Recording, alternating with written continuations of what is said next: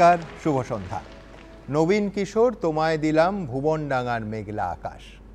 আজ এই অনুষ্ঠানে আমার সঙ্গে যে দুজন আছেন তারা বয়সে এবং রাজনীতিতে নিঃসন্দেহে নবীন। আজ বঙ্গ রাজনীতির ভুবনডাঙ্গার মেঘলা আকাশে যখন ভোটের ঝোড়ো হাওয়া একেবারে হৈ হৈ করে বইছে, তখন দুজনেই যৌবনের স্পর্ধায় সেই হাওয়ায় পাল তুলেছেন। আজ রাজনীতিতে পক্ককেশ আর বিরল কেশের ভিড়ের মাঝে তাদের উপস্থিতি নিঃসন্দেহে আশা বাড়ায়। আজ স্টুডিওতে বঙ্গ রাজনীতির দুই তরুণ তুর্কি, দুই ভট্টাচার্য, দেবাংশু ভট্টাচার্য এবং সৃজন ভট্টাচার্য।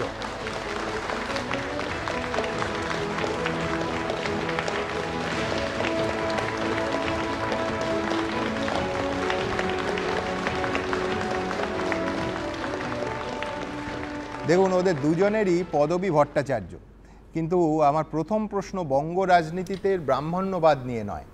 ভট্টশালী গ্রামের ব্রাহ্মণদের মধ্যে যারা আচার্য বা অধ্যাপনার পেশায় আসতেন তাদের ভট্টাচার্য উপাধি দেয়া হতো। যাজন, যোজন অর্থাৎ যজ্ঞ করা, যজ্ঞ করানো এবং অধ্যাপনা, এই তিনটে বিষয়কে যারা পাথেয় করে জীবনের পথে চলতেন তারাই ভট্টাচার্য। এখন এই ভোটের প্রচারে তোমরা নিঃসন্দেহে কিছু না কিছু পাথেয় করে ভোটের রাস্তায় হাঁটছো। তো প্রচারে তোমাদের দুজনের কাছেই আলাদা করে আসবো যে প্রচারে সব থেকে বড় প্রকরণ কি, কোনটাকে পাথেয় করেছো? না, আমি প্রথমে এবিপি আনন্দের সকল দর্শককে শুভ সন্ধ্যা জানাই। প্রচারের পাথেয় বলতে এখন রাজনৈতিক ইস্যু তো প্রচুর, ইস্যুর শেষ নেই আমাদের, বিশেষ করে বঙ্গ রাজনীতির ক্ষেত্রে সব দলের কাছে ইস্যু প্রচুর। কিন্তু মূল যে মন্ত্র সেটা হচ্ছে আমি মানুষকে একটা কথাই গিয়ে বলছি যে আমার বয়সের যে সুবিধাটা সেটা হচ্ছে ছুটতে পারবো এবং আমি ছুটতে চাই, আমি দৌড়তে চাই। একটা লোকসভা মানে 7টা বিধানসভা, আর আমার লোকসভার ক্ষেত্রে যে বিধানসভাগুলোর আয়তনের নিরিখে খুব একটা কম নয়। তো সেই জায়গা থেকে প্রচণ্ড ছুটতে হবে, দৌড়তে হবে এবং স্বাভাবিকভাবে রাজ্য সরকারের থেকে কাজ ছিনিয়ে আনা, কেন্দ্রের সরকারের থেকেও কাজ ছিনিয়ে আনা, যেই থাকুক না কেন, কেন্দ্রে যেই আসুক না কেন, এটাই আমার মূল মন্ত্র থাকবে এবং সাধারণ মানুষের কাছে গিয়ে তাদের অর্থাৎ আমি যদি একটা শব্দে ধরি, খুব ছোট্ট শব্দে বাঁধা যায়, সেটা হচ্ছে গতি। ওর পাথেয় হচ্ছে দেবাংশুর পাথেয় গতি, সৃজনের একদম পায়ে হেঁটে যত বেশি মানুষের কাছে যাওয়া এবং মানুষকে গিয়ে কেবল এইটুকু বলা, তোমরা পার্টির দলিলে যেটা লেখো নিবিড় জনসংযোগ, চোখে চোখে কথা, হাতে মুখে যত বেশি সম্ভব মানুষের কাছে যাওয়া। আর মানুষের কাছে একটাই কথা, রাজনৈতিক কথা গিয়ে বলছি যে রুটি কাপড়া মাকান কা মুদ্দা যদি আমাদের শক্তিশালী করেন, তাহলে সুমনদের সন্ধ্যাবেলার ঘণ্টাখানেক আলোচনায় গরুর দুধে সোনা খুঁজে পাওয়ার থেকে পেট্রোল ডিজেলের রান্নার গ্যাস কমানোর সম্ভাবনা খুঁজে পাওয়ার আলোচনাটা বেশি করে হবে, সেটাই জোরদার করার জন্য। মানে সন্ধ্যাবেলার অনুষ্ঠানের জন্য অনেক বেশি পরিশ্রম করতে হবে ইস্যু খোঁজার জন্য। এই রকম এদিকে দুর্নীতি আর ওদিকে গ্রেফতার আর ওদিকে সেটিং, এই নিয়ে খুঁজে বেড়াতে হবে না বলছো? হ্যাঁ, তাই তো। রাজনীতিবিদদের কাজ তো শুধু এটা নয়, রাজনীতিবিদদের কাজ তো মানুষের, যে পার্টির হোক, আমি নিশ্চিত ও একমত হবে, রাজনীতিবিদদের কাজ তো মানুষের রুজি রুটির সমস্যার সমাধান করা নিজেদের পথে। সেগুলো না করে এই অমুক তমুককে কি বললেন, কে কাকে ঠেলে ফেলে দিলেন, কে কার সাথে ব্যক্তিগত যুদ্ধে জড়িয়ে গেলেন, এইসব দেখতে হলে কিউ কি সাসবি কবি বহুতি দেখব। রাজনীতিবিদদের যা কাজ, সেই কাজ আরেকবার স্মরণ করিয়ে দেওয়ার, সেই রাজনীতির ভাষ্যে সেই কথা আনার জন্য লড়তে নেমেছি। মানে সৃজন বলছে যে ওর পাথেয় হচ্ছে পুনঃসৃজন, মানে যেখান থেকে রাজনীতি সরে গেছে সেই ট্র্যাকে আবার ফেরত আনা, তাই তো? একদম। ওরা দুজন দেখুন ব্যক্তি পরিচয় বাদ দিয়ে দুটো সম্পূর্ণ ভিন্ন মেরুর রাজনৈতিক দলের প্রতিনিধিত্ব করছে, সুতরাং দুজনের মধ্যে তফাৎ থাকবে, এটাই স্বাভাবিক। কিন্তু একটা বিষয়ে দুজনের ভীষণ মিল, এবং সেটা অনুমান করা আমাদের পক্ষেও খুব একটা কষ্টকর নয়, যে দুজনেই ছোট থেকে ভীষণ রাজনীতি মনস্ক। তার কারণ নয়তো লোকসভা ভোটে এই অল্প বয়সে প্রার্থী হওয়া কিন্তু যেত না। আমি প্রথমেই দেখে নেব দেবাংশুর মা এবং বাবা কি বলছেন, সৃজনের বাবা কি বলছেন, তাও দেখব। প্রথমে দেবাংশুর মা বাবা কি বলছেন। আমরা রাজনীতি পছন্দ করতাম না, কিন্তু ছোটবেলা থেকেই, মানে ক্লাস 7-এ পড়ে তখন থেকেই ওর যে ওই একটা রাজনীতিক মাথায় ঢুকে গেছে, আমি হাজার ভয় বিতর্ক দেখি ওকে সরাতে পারিনি। 21-এ যেহেতু টিকিট দেওয়ার কথা ডিক্লেয়ার হয়ে গেছিলো, তখন আমরা সবাই জানতাম এই বোধহয় ওর নামটা ডিক্লেয়ার করবে। তখন যতটাই আপসেট হয়ে গেছিলাম টিকিটটা পাইনি বলে, খুবই খারাপ লেগেছিল, ততটাই আনন্দিত হয়েছিলাম টিকিটটা পেয়ে। ওখানেই আমি জানি আমার ছেলে জিতে গেছে, আর জেতা হারার কিছু চাই না। বাবা হিসাবে হয়তো মানে এই আছে, ছেলের উপরে কনফিডেন্স আছে যে না সিটটা বের করে নেবে, কিন্তু আবার যেই জায়গা সেই জায়গার মধ্যে সামান্য একটু তোর মানে বেগ দেবে ওকে, মানে ও কোয়ার্টার ফাইনাল না খেলে ডারবে, ফাইনালে খেলছে। ওই ভদ্রলোক কিন্তু রাজনীতি করতেন না, কিন্তু যেহেতু ওনার একটা সুনাম বলুন বলুন একটা আছে যে হ্যাঁ ঠিক আছে কট্টর ভালোভাবে উনি সব ডিসিশনগুলো নেন, টক্কর তো হবে, এটা মানছি। ওনার একটা নাম আছে, ধার আছে, ভার আছে, সবই আছে, সেই জন্য হয়তো সমানে সমানে টক্কর হবে। দেবাংশু, তোমার বাবা তো জাস্টিস গাঙ্গুলির ফ্যান মনে হচ্ছে। না মানে আমার নিজেরই আমার বাবার কথা শুনে মনে হলো খুব নিরপেক্ষভাবে, মানে ছেলের প্রতি একটু বায়াস। একদম একদম এটা বলতেই হবে একদম। কিন্তু কিন্তু একটা জিনিস বলো, মা যেটা বললেন সেটা হচ্ছে কোথাও একটা 2021-এ তোমার অভিভাবকরাও আশা করেছিলেন যে তুমি একটা টিকিট পাবে। এরপর আমি বলছি যে এরপর খুব স্বাভাবিকভাবে টিকিট যখন পেলো না, তখন দেবাংশু বা তার পরিবার হতাশ হয়ে পড়ার কথা। ঠিক যে সময় মানে অনেককেই আমরা দেখি দলে তাদের দম বন্ধ হয়ে যায়, অন্য দলকে ভীষণ ভালো লেগে যায়। তো এই ফেজটা কাটিয়ে তুমি তৃণমূলেই থেকে গেলে এবং তার পুরস্কারও পেয়েছো, কিন্তু ওই ফেজটা কাটানো খুব কঠিন, সবার দম বন্ধ হয়ে যায়। তো দমটা তোমায় কে জোগালেন? না সুমনদা, প্রথম কথা হচ্ছে আমি বলি আমার যেহেতু আমাদের তিন কুলে রাজনীতির কেউ নেই আমাদের পরিবারের, ফলে স্বাভাবিকভাবেই এতটা আলোচনা আমার মা বাবার কাছে বা পরিবারের লোকের কাছে, আমাদের যেমনি 51বর্তী পরিবার, প্রায় সবাই 17 জন মেম্বার আমরা বাড়িতে, সবার কাছে তাদের বাড়ির একটা ছেলেকে নিয়ে এত ডিসকাশন চলছে। ধরুন সংবাদ মাধ্যমেই খবর হচ্ছে কোথাও সম্ভাবনা আছে দেবাংশু টিকিট পাওয়ার। এবার আমার সাথে দলের কমিউনিকেশন কতটা, এটা তো মা বাবার জানার কথা নয়। তারা খবর দেখে, টিভি দেখে বা কোথাও পুরো খবর শুনে তারা ভাবছেন ছেলে বোধহয় একটা টিকিট পেতে পারে, প্লাস আত্মীয় স্বজনের ফোন, কি রে শুনছি তো তোর ছেলে টিকিট পাবে, কি ব্যাপার এই ব্যাপার সে। তারপরে যখন রেজাল্টে যখন জানা গেল যে এইরকম কিছু হচ্ছে না, যদিও আমার কাছে এরকম হওয়ার কোনো খবরও ছিল না, এবং ঘটনাচক্রে আমার যে আলোচনাটা চলছিল আমার নিজের এলাকা বালি বিধানসভা নিয়ে, সেই দিনকে নমিনেশনের ডেট অনুযায়ী আমার বয়সও 25 বছর হচ্ছিল না, ফলে 25 বছর হতে হয় টিকিট পাওয়ার জন্য। আমার ফেসবুক লাইভে সেই দিনই বলেছিলে যে কাঠবেড়ালি হিসেবে আমার কাজ শেষ হলো। আমার একদম, ফলে স্বাভাবিকভাবে আমার সেটা তো অভিমান থেকে নিখাদ অভিমান না সুমন্ত, সেরকম ব্যাপার না। আমি একটা কথা বলি, 2019-এ আমি দলের সমর্থন বা প্রচার সোশ্যাল মিডিয়ায় বা যেখানে আমার যতটা সম্ভব 2010-11 সাল থেকে করি, কিন্তু অফিসিয়ালি পার্টির সঙ্গে যুক্ত হই 2019-এ। আমার প্রথম বড় সমাবেশ ছাত্র পরিষদের 2019-এ, যেদিন মমতা বন্দ্যোপাধ্যায়কে জড়িয়ে ধরেছিলাম, ওই ছবিটাও ভীষণ ভাইরাল হয়েছিল। তো স্বাভাবিকভাবে সেই দিন দিদি আমাকে বলেছিলেন তুমি কি করো, কিছু করতে হবে তো, সংসার চালানোর জন্য তো কিছু করতে হবে। আমি সেদিন দিদিকে বলেছিলাম যে দিদি আপাতত আমি 2021-এ তুমি তৃতীয়বার ক্ষমতায় বসবে, এটা আমার স্বপ্ন। এটা আমি সেদিনকে দিদিকে প্রণাম করে, এবং আমার প্রথমবার স্বপ্ন ছিল দিদিকে জড়িয়ে দেবো। বিশ্বাস করবেন না, পুরীতে ঘুরতে গিয়ে 3বার মানুষ ঢিল বেঁধে আসে, গাছে ঢিল বাঁধা মানত পূরণের জন্য। আমি 3বার ঢিল বেঁধেছিলাম, একটাই প্রার্থনা করে আমি দিদিকে জড়িয়ে ধরতে চাই। এবং ঘটনাচক্রে কিন্তু 19-এ তুমি জড়িয়ে ধরলে আর 21-এ টিকিট পেলে, এটা একটু তাড়াতাড়ি ভেবে ফেলেছিলে না? 24 না এবার তো 24-এ, আমি বলছি তুমি ভেবেছিলে যে 21-এ টিকিট পাবে, এটা একটু তাড়াতাড়ি হয়ে গেছিল না? না 21-এ টিকিটের কথা সত্যি বলছি সুমন্ত, আমি অন্তত ভাবিনি। আমার মা বাবা ভেবে থাকতে পারেন, বাবার বাড়ির লোক ভেবে থাকতে পারেন, আমার এই সংক্রান্ত কোনো ভাবনা চিন্তা ছিল না। কারণ সত্যি বলছি, একটা রাজনৈতিক দলে যোগ দিয়ে 2 বছরের মধ্যে টিকিট পেয়ে যাব, এটা কল্পনারও আমার কাছে আসার জায়গা নয়। বাট বাড়ির লোকের এক্সপেকটেশন পাশাপাশি এইটা কি কল্পনা এসেছিল যে লোকসভা ভোট 7টা বিধানসভা নিয়ে হয়, সেখানে 28 বছরের দেবাংশু, আমি সেটাই আসবো যে তাও আবার কোথায় কোন কেন্দ্রে, যে অধিকারী গড়ে। আমি বলছি নিঃসন্দেহে এখানে দেবাংশু আর একটা রেকর্ডও ভেঙেছেন। কি সেটাই আসবো, কিন্তু তার আগে সৃজন দ্রুত একবার দেখে নেব যে সৃজনের বাবা, ওই যে বলছিলাম না রাজনীতি মনস্ক আমরা যাকে বলি, ছোট থেকেই সৃজন রাজনীতি মনস্ক। কি বলেছেন বাবা দেখব। সৃজন প্রথম থেকেই রাজনীতি মনস্ক এবং একটা সামাজিক চেতনা ছিল। আমি আশেপাশের কেউ অসুস্থ হলে ওকে অনেক কম বয়স থেকে দেখেছি, ও দৌড়ে তার সঙ্গে হাসপাতালে যাওয়া, তার চিকিৎসার ব্যবস্থা দেখা, এই কাজগুলো কিন্তু সৃজন প্রথম থেকেই নিজে থেকে নেমেছে। সৃজন, একটা কৌতূহলের প্রশ্ন থাকবে, সেটা হচ্ছে পার্টির হোল টাইমাররা বোধহয় এখনও ওই মাসে 5,000 টাকা একটা ভাতা পায়। এ রাজ্যে তোমরা ক্ষমতায় নেই, নির্বাচনী বন্ডে টাকা নাওনি। আমি বলছি প্রথম কৌতূহলের প্রশ্ন, তোমার স্ত্রী গবেষণা করেন, তোমার সংসার চলে কি করে? বেসিক প্রশ্ন তো কারুর এইটা হবে না। একটা তথ্যগত ভুল আছে, আমি 6,300 টাকা পাই। আচ্ছা, বিরাট বৃদ্ধি হয়েছে 5 থেকে 6,300। না সেটা তো আমরা যারা এই কাজটা বেছে নিয়েছি তারা আমরা জানি যে সেই অর্থে এটা তো মাইনে নয়, এটা আমি যে সেই অর্থে একটা পারিশ্রমিক হিসেবে ধরবো তা নয়। কিন্তু আজকের বাজারে 6,300 দিয়ে আমি বলছি স্বাভাবিক দুবেলা ভাত রুটির বন্দোবস্ত করাও কষ্ট। সেই অর্থে আমি তুলনায় অনেক ভাগ্যবান যে আমার বাবা তিনি সরকারি চিকিৎসক, আমার স্ত্রী গবেষণা করেন, ফলত খানিকটা আমাকে যদি কেউ জিজ্ঞাসা করে যে ওনারা কি করেন, মানে সাবসিডাইজড সৃজন, হ্যাঁ আমি ওটাই বলি যে ওনারা অমুক অমুক করেন এবং আমাকে পোষেন। কিন্তু এটাও ঠিক যে আমি আমার এই সামান্য পথ চলায় দেখেছি যে একটা বড় অংশের সিপিআইএম এর কর্মী, যাদের একটা অংশ 2011 সালের পরে এসেছে, তারা আমার মতো আশপাশ সচ্ছল আশপাশটা পাননি। ওই যে 5,000, 6,000, 4,000 ওইটা নিয়ে তারা গ্রাসাচ্ছাদনটুকু জোটানোর রাস্তা, কঠিন রাস্তা, লোভের রাস্তায় যাব না, দুর্নীতির রাস্তায় যাব না, কিন্তু সেটা তারা বেছে নিয়েছেন। এবং সেটা সত্যি যখন সেই ধরনের অসংখ্য কমরেডকে গ্রামে গঞ্জে কলকাতা শহরে দেখি, বাড়তি অনুপ্রেরণা যোগায় তো বটেই।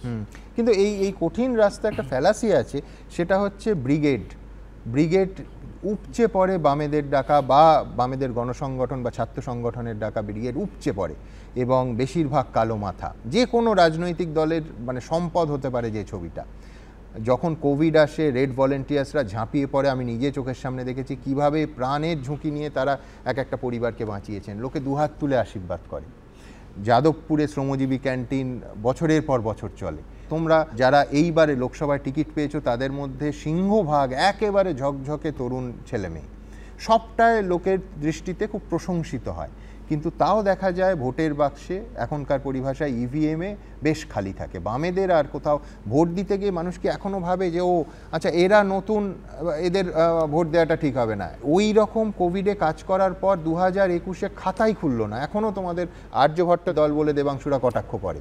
আমি বলছি এটা মানে কিভাবে দেখছো, আর এটার কারণ কি বলে তোমাদের মনে হয়? না, একটা তো অত বছর সরকার চালানোর পরে মানুষ একটা দলকে সরকার থেকে সরিয়েছেন, আবার নতুন করে একটা পারসেপশন বিল্ডিং করতে সময় লাগে। রাজনীতি তো ধারণার, পারসেপশনের খেলা। ফলত কতগুলো তরুণ মুখ, তাদের কয়েকজন অভিভাবক আছেন অবশ্যই, তারা কতগুলো নতুন কথা নিয়ে আসছে। এই পারসেপশনটা তৈরি হতে কিছুদিন সময় লাগবে, এটা চটজলদি হয়ে যায় না, ম্যাগি নুডলস নয়। মমতা বন্দ্যোপাধ্যায় বা যে কেউ, তাদেরও কিন্তু মানে সেই অর্থে ক্ষমতার সিঁড়িতে উত্থান তার আগে একটা 20, 25, 30 বছরের অধ্যায় থেকেছে। ফলত আমি এক্ষুনি এটা বলছো 2011-র পরে আরো 20-30 বছরের একটা, আমি কি সেটা বলিনি অবশ্যই। আমি শুধু বলতে চাইলাম যেটা, যে রাজনীতিতে পারসেপশন তৈরির জন্য সময় লাগে, যে কারুর ক্ষেত্রেই সময় লাগে। ফলত এটা ঠিক যেমন বামেদের তরুণ প্রজন্ম প্রশংসিত হচ্ছে, কিন্তু সেই তরুণ প্রজন্ম, আমি তো ওই কারণে ওই কথাটা বললাম যে আগে বলতো বৃদ্ধতন্ত্র, নতুন শব্দ বার করে ফেলল। তারপর আমরা যখন বলতে শুরু করলাম যে আচ্ছা তুমি বিমান বসুর কালো পাকা চুলে দোষ দেখতে পাও আর নরেন্দ্র মোদীর পাকা চুলে দোষ দেখতে পাও না, তারপরে যখন আমাদের সাথে সব তরুণ প্রজন্ম আমরা সব এলাম, তখন বলতে শুরু করলে তাহলে বাচ্চা ছেলেরা পারবে, তখন বলতে শুরু করলো তাহলে বাচ্চাদের এগিয়ে দিল, বড়রা পালিয়ে গেল। ওই জন্য আমি সেদিন বললাম যে বাপ কো হাত লাগানে সে পহলে বেটে সে বাত করনা পড়েগা। একদম একদম। আমি যেহেতু সৃজন ঠিক এইখানে এলো, খুব ইন্টারেস্টিং, ব্রিগেডের মঞ্চ থেকে সৃজনের এই অংশটা একেবারে দেশ জুড়ে ভাইরাল হয়েছিল। কি বলেছিল সৃজন দেখুন। যারা আগে বলছিল ছোটরা পারবে তো, তারা এখন উল্টো গাউনি গাওয়া শুরু করেছে। এখন ভুরুকুচকে বলছে বড়রা কই, বড়রা আছেন লেকিন বাপ কো হাত লাগানে সে পহলে বেটে সে বাত করনা পড়েগা। এমনি তুমি কি শাহরুখ খানের ভক্ত? মানে এইরকম সুপ্রযুক্ত সংলাপ তো খুব একটা দেখা যায় না, বিশেষ করে বামপন্থী রাজনীতিতে তো পপুলার কালচারকে বেশ দূরে সরিয়ে রাখা হয়। না, এইটা আমরা খানিকটা চেষ্টা করি। তুমি যদি আমাকে জিজ্ঞাসা করো সেই অর্থে, টুম্পা সোনার উদাহরণ দেবে? টুম্পা শোনা কেন, আমরাও আমাদের কথায় বার্তায় বক্তৃতায় অনেক সময় পপুলার কন্টেন্ট যার মধ্যে দিয়ে আমার রাজনীতির কথাটা বলা যায়। যখন এর আগে আমাদের কেউ কখনো জিজ্ঞাসা করেছে আমাকে, যাচ্ছে এই যে তোমরা সব একসাথে লড়ছো টড়ছো ইত্যাদি, তখন আমি হচ্ছে সম্ভবত সালমান খানের কোনো একটি সিনেমার গান শুনেছিলাম যে চাহে জো আয়ে লেকে দিল মে ইশক মোহাব্বত সবকো গলে লাগানা আপনি কালচার কি হ্যায় আদত। আমি সেইটা কোট করে বলেছি। আমি বলে না, আমরা অনেকেই এগুলো ব্যবহার করি। আমার ধারণা দেবাংশুরাও কখনো কখনো করে। প্রতিটা জেনারেশনের নিজস্ব একটা ভাইরাল হয়েছিল বলেছিলেন। হ্যাঁ হ্যাঁ হ্যাঁ, আসলে প্রতিটা জেনারেশনের নিজস্ব ভাষা থাকে তো। একদম। তরুণ প্রজন্ম যে কোনো মানুষ বা বিভিন্ন প্রজন্মের মানুষ, বিশেষ করে নতুন প্রজন্ম তোমার সঙ্গে কানেক্ট করবে কি করে? এক্স্যাক্টলি সেই জায়গাটায় খানিকটা যদি পপুলার কন্টেন্ট, কোনো গান, কোনো সিনেমার লাইন ব্যবহৃত হয়, অবশ্যই রাজনীতিটাকে ডাইলিউট না করে। আমি যা বলতে চাইছি সেই কথাটা ডাইলিউট না হলে হবে না। সৃজনের সংসারের গল্প হলো, দেবাংশুর সংসারের গল্পে আসি, যে সংসার এখনো সেই অর্থে শুরুই হয়নি। দেবাংশু এক জায়গায় বলেছিল যে ওর প্রেমিকা যে হবে একটাই তার শর্ত থাকতে হবে, মমতা বন্দ্যোপাধ্যায়ের সমর্থক হতে হবে। এটা কি দেবাংশু এই ভেবে বলেছিল? তখন অবশ্য ঘটনাটা ঘটেনি যে যেভাবে কিছুদিন আগে নির্মলা সীতারামন এবং তার স্বামীর সম্পূর্ণ বিপরীত অবস্থান সামনে এলো, দেবাংশু কি সাবধানে শুরু থেকে খেলেছিল, নাকি তখন ওই সুজাতা মণ্ডল আর সৌমিত্র খাঁর বিষয়টাকে ফোর্সি করতে পেরেছিলে? না, ভোটের ময়দানেও সাংসারিক ঝামেলা বা গোলমাল বা পুরনো সম্পর্ক চলে আসতে পারে। পেছনে দু তিনটে ভাবনা, তার মধ্যে সুমন মূল যে ভাবনাটা সেটা হচ্ছে রাজনীতি মানে তো ঘরের বাইরের একটা বড় যুদ্ধ। তো ঘরের বাইরে সেই বড় যুদ্ধটা যদি বাড়ির ভেতরেও থাকে তাহলে ঘুমানোর সময় পাওয়া যাবে না, একটু তো শান্তিতে ঘুমোতে হবে, বাড়িটা তো একটা ওই জায়গা। আর আমার ক্ষেত্রে আমি অন্তত বলতে পারি রাজনীতিটা এমনভাবে হাড়ে মজ্জায় ঢুকে গিয়েছে, ক্লাস 7, 6, 7 থেকে যদি ভাবনা চিন্তা কারোর মধ্যে থাকে, যেটা হওয়াটা খুব অস্বাভাবিক নয়। ফলে স্বাভাবিকভাবে আমার পরিচিত প্রিয়জন, এমনকি আমার বন্ধু বান্ধবদের মধ্যেও যখন দেখি যে অন্য কোনো রাজনৈতিক দলের কোনো সমর্থক, তার সাথে আলোচনাতে বসলে তার সুখ দুঃখের গল্পের চাইতে বেশি রাজনৈতিক বিতর্কে জড়িয়ে পড়ি। ফলে স্বাভাবিকভাবে আমি চাই না যে আমার প্রিয়জন বা কাছের মানুষ যারা হবে তাদের মধ্যে এই ব্যাপারটা অন্তত থাকুক। বেশ, আমি দ্রুত একবার দেখে নিই রাজনীতির কথা যখন এলো। আজকেই তুফানগঞ্জের মঞ্চ থেকে দেবাংশুর কথা বলেছেন রাজ্যের মুখ্যমন্ত্রী তথা তৃণমূল নেত্রী মমতা বন্দ্যোপাধ্যায়। কি বলেছেন দেখাবো। দেখলেন না একজন বিচারপতি চেয়ারে বসে কি বললেন, এবং তারপরে তৃণমূল কংগ্রেসকে গালাগালি দিয়ে বেড়াচ্ছে। আমি ওনার বিরুদ্ধে ছাত্র নেতাকে প্রার্থী করেছি, দেবাংশুকে। দেবাংশু ছুটিয়ে বেড়া।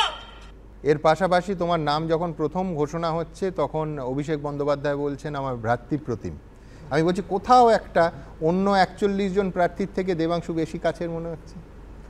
না সুমন, আমি এইটুকু বলতে পারি, আমি দিদির থেকে কিংবা অভিষেক বন্দ্যোপাধ্যায় দাদার থেকে আমি ভালোবাসা বা স্নেহটাতে কখনো তাতে অকৃত্রিম কোনো ফিল পাইনি। পুরোটাই আমার ন্যাচারাল মনে হয়েছে আগাগোড়াই, এবং স্বাভাবিকভাবে আমার ক্ষেত্রে এটা বড় প্রাপ্তি। এবং আপনি যদি ঘোষণার ক্ষেত্রেও দেখেন, অভিষেক বন্দ্যোপাধ্যায় যখন ঘোষণা করছেন যে তমলুক থেকে কে হতে পারেন, জনতার কাছে প্রশ্ন ছুড়ে দিয়ে তারপরে আমার নামটা সেখানে প্রেজেন্ট করেছেন। ফলে আমার কোথাও গিয়ে একটা ভালো লাগার জায়গা তো আছেই। এবং আমি মনে করি যে আমার সৃজনদার ক্ষেত্রে আমার ধারণা সেরকমই হবে। তবে আমার পরিবারের ক্ষেত্রে আমি যেটা বললাম যে একদম নিম্ন মধ্যবিত্ত বাঙালি পরিবার, চতুর্দিকে রাজনীতির কেউ নেই, এরকম একটা জায়গা থেকে তৃণমূল কংগ্রেসকে তো প্রায় বিরোধী রাজনৈতিক দলগুলোর কাছ থেকে শুনতে হয় যে ধরুন নেপোটিজম নিয়ে কিছু কথা শুনতে হয়, এই মানে পারিবারিক দল ইত্যাদি এই সমস্ত কথাবার্তা শুনতে হয়। সেই জায়গা থেকে আমি বলছি যে আমার মতো সাধারণ মধ্যবিত্ত বাড়ির একটা পাড়ার ছেলেকে সেখান থেকে তুলে এনে রাজনীতিতে যোগ দেওয়ার 5 বছরের মধ্যে লোকসভার টিকিট দেওয়া, তাও 28 বছর বয়সে, আমি বলছি এটা আমি তৃণমূল কংগ্রেস করি বলেই বোধহয় সম্ভবপর হয়েছে, এটা আমি অন্য কোনো রাজনৈতিক দল করলে হয়তো সম্ভবপর হতো না। হ্যাঁ, কিন্তু পাশাপাশি দেবাংশুর একটা ফেসবুক পোস্টই সম্ভবত সোশ্যাল মিডিয়ায় ভাইরাল হয়েছিল, আমি একটু পড়ে শোনাই। ও যেটা বলছে, খুব সাধারণ পরিবার থেকে উঠে আসা একজন লোকসভার টিকিট পেল। ওর জার্নিটা ঠিক কীরকম ছিল। ও লিখেছিল কোট আনকোট, বাবা মোটামুটি রোজগার করতেন, তাজ তলানিতে এসে দাঁড়িয়েছে, মা গৃহবধূ, এক কাকা 60-এর দোরগোড়াতেও 13 কিলোমিটার সাইকেল চালিয়ে গিয়ে টুপি মোজা বিক্রি করেন, আরেক কাকা 70 পেরিয়েছেন, মাস 6 আগে পর্যন্ত রাস্তায় প্লাস্টিক বিছিয়ে বারমুডা মাস্ক বিক্রি করতেন, 55 বছরের এক কাকিমা ঘরে ভাই বোনেদের রেখে আয়ার কাজ করতে যান, আরেক কাকিমা বিকেলে রুটি বিক্রি করেন। আমি বলছি যে এখানে দেবাংশু বেশ কয়েকটা প্রশ্ন থাকে। সবথেকে বড় প্রশ্ন যখন সেই দেবাংশু দেখে যে তারই দলের কিছু নেতা তাদের কোটি কোটি টাকার সম্পত্তি, কারুর বাড়ি থেকে, বান্ধবীর বাড়ি থেকে 50 কোটি টাকার বান্ডিল আর 11 কিলো সোনা, সোনার সঙ্গে কিলোটা যায় না, ওই জন্য বারবার আমার সময় লাগে এটা উচ্চারণ করতে, পাশাপাশি 11 কিলো সোনা বেরোচ্ছে, তোমার গা রিরি করে কিনা, এক। আর দুই হচ্ছে যে রাজ্যের সত্যি সত্যি তুমি যেটা দাবি করো, তোমার দল যেটা দাবি করে যে বিরাট উন্নয়ন হয়েছে, তাহলে একটা তোমাদের মতো শিক্ষিত পরিবারের একাধিক মানুষকে গ্রাসচ্ছাদনের জন্য এই অমানুষিক পরিশ্রমটা করতে হবে কেন? সুমন, আমি প্রথমেই একটা কথা বলি, গাড়িরই করে কিনা যে প্রশ্নটা আপনি করলেন, অবশ্যই করে, এবং করে বলেই যেদিনকে পার্থ চট্টোপাধ্যায়ের এই ঘটনা ঘটছে আমি টুইট করেছিলাম যে ফোড়া ফাটিয়ে দেওয়াই ভালো। একদম, আমি কিন্তু সেটা প্রকাশ্যে বলেছিলাম। এবং আমি এইটা ভেবে আমার ভালো লাগে যে আমার দল কিন্তু এগুলোকে বরদাস্ত করেনি। কেউ বলতে পারেন 6 দিনের মাথায়, 2 দিনের মাথায়, কেন 4 দিন, এই বিতর্ক চলতে পারে, কিন্তু যে কটা প্রশ্ন এসেছে, এরকম বিষয় নিয়ে যতবার আলোচনা হয়েছে, ইন্দ্রিয় গ্রাহ্য প্রমাণ যখন দলের কাছে উঠে এসছে, দল কিন্তু দলের জায়গা থেকে ব্যবস্থা নিয়েছে। আমি সবসময় মনে করি যে কোনো রাজনৈতিক দল, আজকে সৃজন দ্বারা যখন ক্ষমতায় ছিল তারা শাসক দল, এটা আমি বলছি আজকে বিজেপি কেন্দ্রে ক্ষমতায় আছে, একদিন হয়তো অন্য কোনো রাজনৈতিক দল রাজ্যে বা কেন্দ্রে ক্ষমতায় থাকবে, চিরদিন তো কেউ থাকে না। আমি বলছি শাসক দলের এটা চরিত্র, যখন কোনো দল ক্ষমতায় থাকে তখন তার পাশে পাশে ওই গুড় ফেলে দিলে যেমন চতুর্দিকে পিঁপড়ের ভিড় হয়, তেমন কিছু স্বার্থান্বেষী মানুষ শাসক দলের চতুর্দিকে ভিড় জমায়। একদম ঠিক, এটা সৃজনদের দলের ক্ষেত্রেও সত্যি। কিন্তু সৃজনদের দল 34 বছর ক্ষমতায় থাকার পরও দলের কোনো মহাসচিব এইভাবে কট রেড হ্যান্ডেড যাকে বলে সেইভাবে বিতর্কে জড়িয়ে পড়েছে, তাকে গ্রেফতার করা হয়েছে, অথবা কোনো শীর্ষস্থানীয় মন্ত্রী তার বাড়িতে রেড হয়ে এই পাওয়া গেছে, এই ছবি কিন্তু ছিল না। কি সৃজন? না, আমি ভাবছিলাম খুব রাজনৈতিক কথায় ঢুকবো কিনা। এই যে তুমি আগের প্রশ্নটা করলে না যে বামপন্থীরা ভোট পাচ্ছে না, আমি যদি তোমায় পাল্টা প্রশ্ন করি সুমনদা, যে বামপন্থীরা লেভেল প্লেইং ফিল্ড গত 12, 13, 14 বছরে পেল কিনা? আমি ভোট লুট, গুন্ডামি এইগুলো ছেড়ে দিলাম। এই যে ইলেকটোরাল বন্ড সামনে এসেছে, লটারি সংস্থা, ওষুধের সংস্থা, দুধ, বিদ্যুৎ, তোমার আমার থেকে বাড়তি দাম নিয়ে এত কোটি কোটি টাকা তৃণমূল বিজেপির ঘরে গেছে। কয়লা, গরু, বালি, চাকরি, লটারি, যা যা যা যা অভিযোগ, এই টাকা তো ব্যবহৃত হচ্ছে ভোট কেনার কাজে, ভোট মেশিনারি অর্গানাইজ করার কাজে এবং ভোট অর্গানাইজ করার কাজে অ্যাজ আ হোল। তাহলে 30টা ওষুধের কোম্পানি মিলিয়ে প্রায় 1000 কোটি টাকা নির্বাচনী বন্ডে দিয়েছে। এরপরে ওষুধের দাম বাড়বে না, এবং বাড়লে আমাদের ল্যাব টেস্টে ফেল হয়ে যাওয়া ওষুধ, জাল ওষুধ, ঘুষ দিয়ে সেই ওষুধ পাশ করিয়ে তোমাকে আমাকে খাওয়ানো হয়েছে। এই যে কলকাতা শহরে আমরা বসে আছি, আমরা যে কোম্পানিকে টাকা দিয়ে ফ্যান লাইট চালাই, বাড়তি টাকা দিয়ে সেই টাকা ভায়া দ্যাট কোম্পানি তৃণমূল বিজেপির কাছে ইলেকটোরাল বন্ডে গেছে। তুমি যদি খোঁজ নিয়ে দেখো, দুধের দাম, খুব সিম্পল জিনিস, কোনো রাজনৈতিক দল কথা বলে, এই যে আমি বললাম যে আমার লড়াইটা অন্ন, বস্ত্র, বাসস্থান, শিক্ষা, স্বাস্থ্য, কর্মসংস্থানের প্রশ্নে নিয়ে আসা রাজনীতিকে। ডাবল টোন্ড মিল্ক 1 বছর আগে কি ছিল, এখন কি দাম হয়েছে। এই কোম্পানি ইলেকটোরাল বন্ডে টাকা দিয়েছে তৃণমূল বিজেপিকে। আমি নিশ্চিত ওর রাজনীতি করছে, এবং দেবাংশুকে সত্যিই তো, দেবাংশুর পক্ষেও আমি এটা বুঝি, ডিফেন্ড করা কঠিন। এই যে ফ্ল্যাটে কোটি কোটি টাকা পাওয়া গেল, টাকার গাছ তো ছিল না, কারুর না কারুর টাকা, যে টাকা আদারওয়াইজ মানুষের কাজে লাগতো, সেই টাকা দুর্নীতি করে তৃণমূলের নেতামন্ত্রীদের কাছে গেছে। এবং তৃণমূল যদি রাজ্যের ক্ষমতায় রঞ্জি ট্রফি খেলা চোর হন তৃণমূলের নেতারা, দিল্লিতে বিশ্বকাপ খেলা ডাকাত বসে আছে, সে আরো বড় বড় তার নামে, এখনো তো সব ইলেকটোরাল বন্ড, পিএম কেয়ারস এখনো বেরোয়নি সামনে। ঠিক, কিন্তু আমি বলছি, তুমি যে কথাগুলো বলছো সেটা তোমরা মাসের পর মাস, সপ্তাহের পর সপ্তাহ নয়, বছরের পর বছর বলে এসছো এবং কনসিস্টেন্টলি বলে আসছো। কিন্তু তুমি তো ইতিহাসের ছাত্র। যে যাদবপুরে তুমি নির্বাচন লড়ছো 2009 থেকে টানা 15 বছর, 15টা বছর তৃণমূল প্রার্থীরা সেই কেন্দ্র থেকে জিতে আসছে। তোমার এখন প্রচারের বেশ কিছুদিন হয়েছে, যাদবপুর কি সৃজনশীল হবে, অথবা নতুন করে সৃজন পারবে যাদবপুরের লাল যে দুর্গ ছিল, যাদবপুর মানেই বামেদের দুর্গ বলা হতো, সেই দুর্গের পুনঃসৃজন করতে? মানুষের চোখ মুখ যা বলছে, যাদবপুরের লাল রং আরো গাঢ় লাল হবে। 3 জন এমপি ছিলেন ঠিক, কিন্তু 3 বার হয়ে গেল, আনপ্রেসিডেন্টেড ঘটনা। যাদবপুরের মতো গরিমাশালী কেন্দ্র তৃণমূল নিজেদের জেতা এমপিকে রিপিট করা। সুজনদার সময় পরিবর্তন হয়েছিল, সৃজনের সময় প্রত্যাবর্তন হবে, দেখা যাক, আশা করা যায়, সেইটা আশা করা যায়। মানুষ গত 3টে টার্মে তৃণমূলের যে এমপিদের পেয়েছেন, যাদবপুর মানে তো ধরো কি বলবো, যাদবপুর মানে সোমনাথ চ্যাটার্জি, যাদবপুর মানে বুদ্ধদেব ভট্টাচার্য, যাদবপুর মানে সুজন চক্রবর্তী, আমার এটা মানতে কোনো অসুবিধা নেই। যাদবপুরে মমতা ব্যানার্জি জিতেছিলেন, সেখানকার এমপি পার্লামেন্টে কম থেকেছেন, টিকটকে বেশি থেকেছেন, এটা যাদবপুরের মানুষ পছন্দ করে। বেশ, আমি দেবাংশুর কাছে যাবো, তার আগে যেহেতু সোমনাথ বাবুর কথা বললেন, সোমনাথ বাবুকে 1984 সালে সোমনাথ চট্টোপাধ্যায়কে হারিয়ে ওই যাদবপুরের মাটি থেকে মমতা বন্দ্যোপাধ্যায়ের রাজনৈতিক উত্থান হয়েছিল। কিন্তু সৃজন, 2008 সালে সেই সোমনাথ বাবুকে তোমার দল বহিষ্কার করলো। একাধিক দিল্লিতে গিয়ে 2টো পরপর আমি সাক্ষাৎকার নিয়েছিলাম, তাতে বলেছিলেন যে মা বাবাকে হারানোর পর 2008 সালের 23শে জুলাই নিঃসন্দেহে আমার জীবনের সবথেকে দুঃখের দিন, এবং আমৃত্যু সোমনাথবাবু সেই দুঃখটা রয়ে গেছিল। আজকে তরুণ সৃজনের সেই মানুষটার দুঃখ কতটা ভাবায়?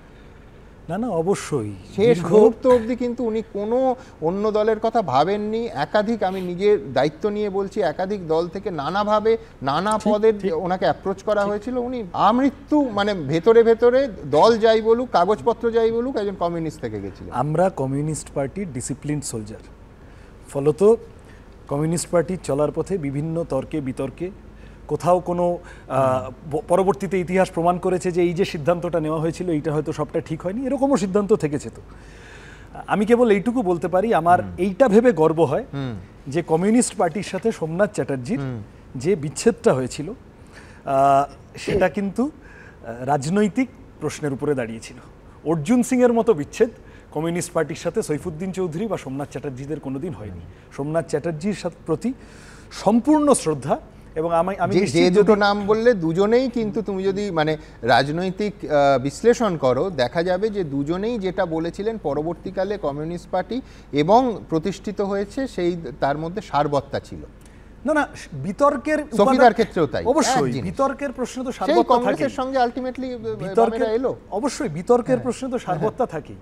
এখন তাহলে ওই লেনিনের কথার মতো করে বলতে হয় concrete analysis of concrete situation. 1995 সালে আরএসএস সেই রকম থ্রেট ছিল না যেটা 2014 সালে এসে বা 2024 সালে এসে দাঁড়িয়েছে। ফলত এই বিতর্ক আছে, আমি এটাকে কনক্লুড করব না অমুক ঠিক ছিলেন তমুক ভুল ছিলেন বলে, কিন্তু আমার কথাটা হচ্ছে যে এই ধরনের বিতর্কের উপাদান তুমি সোমনাথ চ্যাটার্জি বা সৈফুদ্দিন চৌধুরী বা আরও এই ধরনের 5টা নাম আমি বলতে পারি যাদের কাছে গিয়ে কমিউনিস্ট পার্টির সাথে তাদের বিতর্কের প্রশ্নে তোমাকে রাজনীতি, দর্শন, সমাজবোধ, মূল্যবোধ, অর্থনীতি নিয়ে পড়াশোনা করে যেতে হবে।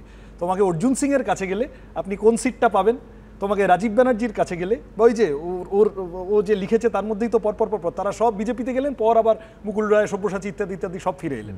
এদের কাছে গেলে আপনি কেন গেছেন না, ওরা আমাকে টিকিট দিল না, আমাকে ব্রিগেডের মঞ্চ থেকে বেরিয়ে এসে।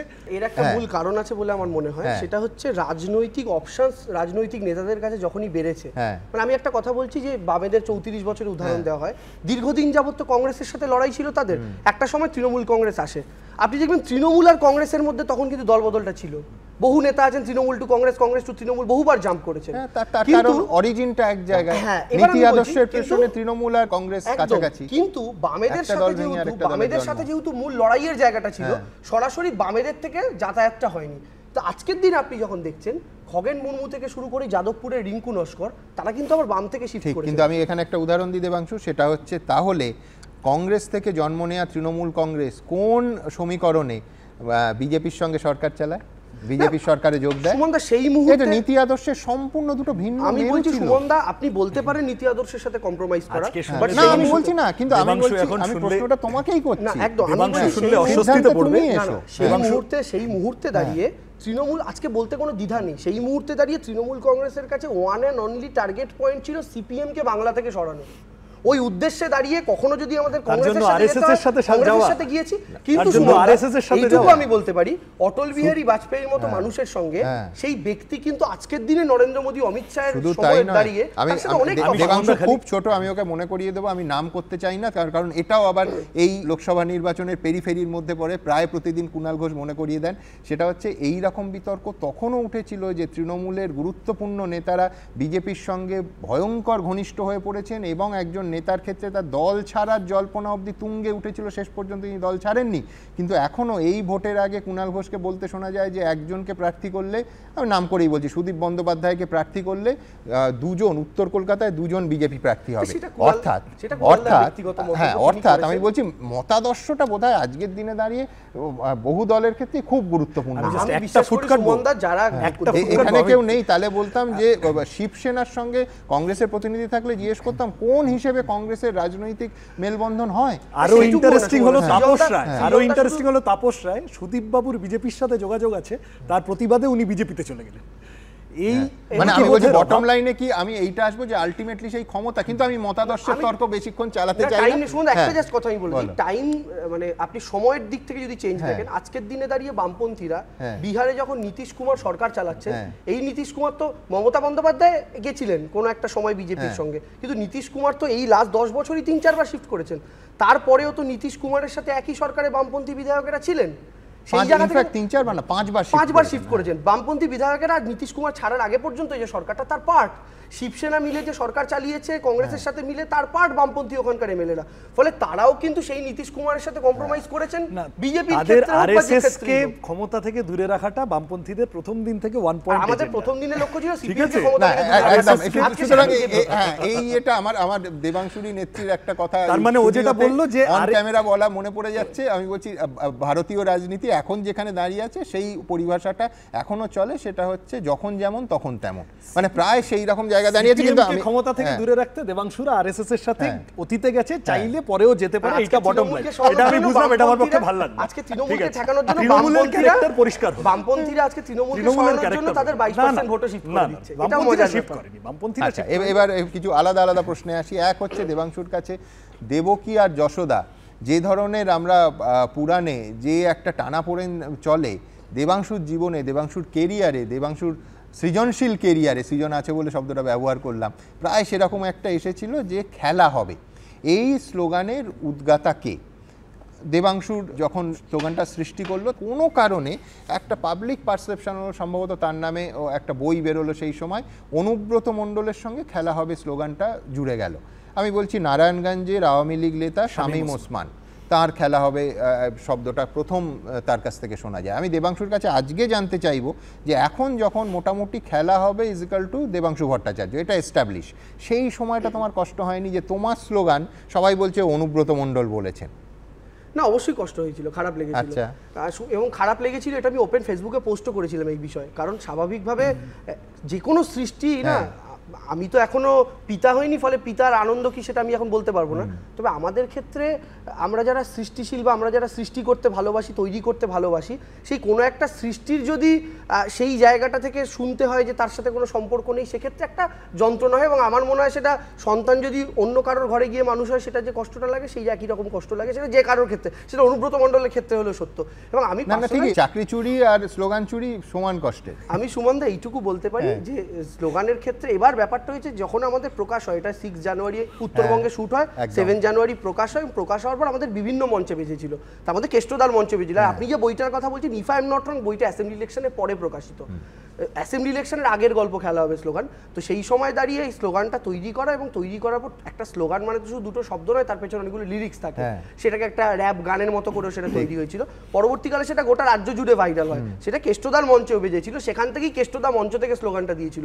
তখন কিছু সংবাদ মাধ্যম কেষ্টদা খেলা, যেহেতু কেষ্টদা গুড় বাতাসা বলেছেন, যেহেতু কেষ্টদা চরম চরম বলেছেন, আরেকটা কয়েনে সম্ভবত তিনি করলেন, কিন্তু তার ব্যাকগ্রাউন্ডে যে গানটা অলরেডি যার মঞ্চে বেজেছে, এটা কেউ নোটিস করেননি। ফলে সেই জায়গা থেকে তখন কষ্ট হয়েছিল। তারপরে কেষ্টদা নিজেও বহু জায়গাতে বলেছেন। কিন্তু আজকে যখন দেখো যে রকি আর রানী কি প্রেম কাহানি, সেখানে আলিয়া ভাটও খেলা হবে বলছেন, তখন মানে এক হচ্ছে তখন কপিরাইট চাওয়ার কথা মাথায় আসে কিনা, আর দুই হচ্ছে যে তখন নিশ্চয়ই একটা সৃষ্টিকর্তার আনন্দ হয়। অবশ্যই আনন্দ। এবং আমি সিনেমা হলে দেখতে গিয়েছিলাম, এবং সিনেমা হলে দেখতে যাওয়ার সময় পুরো ভিড়ে ঠাসা সিনেমা হল ছিল। আমি মাস্ক পরে নর্মালি চশমা খুলে গিয়েছিলাম। যখন খেলা হবে কথাটা বলছে আলিয়া ভাট, তখন পাবলিকের যে রেসপন্স, পাবলিকের যে চিৎকার, সেটা শুনে আমি আরো আনন্দিত হয়েছি।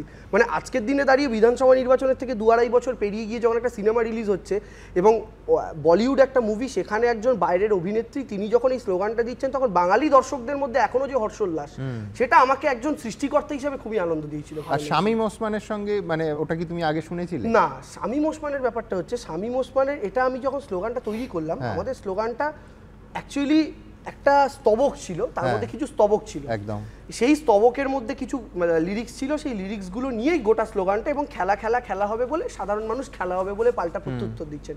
পরবর্তীকালে স্লোগানটা ভাইরাল হওয়ার পর আমি দেখলাম বাংলাদেশি কিছু সংবাদ মাধ্যম তারা শামীম ওসমানের ইন্টারভিউ করছেন, যে পশ্চিমবঙ্গে তো আপনি যেটা বলেছিলেন সেটা ভাইরাল হয়ে গেছে। তারপরে আমি যখন রিসার্চ করলাম, তখন আমি দেখতে পেলাম উনি একটা বক্তব্যে, ওনার স্লোগান ছিল না, ওনার বক্তব্যে উনি দুটো শব্দবন্ধ ব্যবহার করেছিলেন। তারপরে দেখুন, আমি যখন এই স্লোগানটা তৈরি করি, আমার মাথায় 2-4টে ভাবনা, তার মধ্যে রবীন্দ্রনাথেরও একটা কবিতা আছে, সেটাও মাথায় ছিল। মমতা বন্দ্যোপাধ্যায়, কৃষক আন্দোলন তখন চলছে, কলকাতায় একটা সমাবেশ থেকে মমতা বন্দ্যোপাধ্যায় বলেছিলেন, আমি গোলকিপার থাকবো, আমি দেখতে চাই কটা গোল তোমরা করতে পারো, আমি তোমাদের সাথে খেলতে চাই। এই যে মমতা বন্দ্যোপাধ্যায় খেলতে চাই বলেছিলেন, এটাই কোথাও গিয়ে খেলা হবে তো রূপান্তরিত করেছিলাম পরবর্তীকালে। বাট এটার যে এই রিপারকেশন হবে বা পরবর্তীকালে এত দিকে যাবে, সেটা তখন ভাবতে পারিনি। আমি সৃজনের কাছে যাব। সৃজন, পোলের হাটে তুমি যখন প্রচার করতে গেছিলে, তখন কাঠ ফাটা রোদে একজন তোমায় ব্যবসায়ী তরমুজ তুলে দিয়েছিল। তো তরমুজটা নিয়ে তুমি বলেছিলে এই তরমুজটা হচ্ছে ভাঙড়ের আসল ছবি, যে ওপরটাকে জোর করে সবুজ রাখা হচ্ছে কিন্তু ভেতরটা লাল।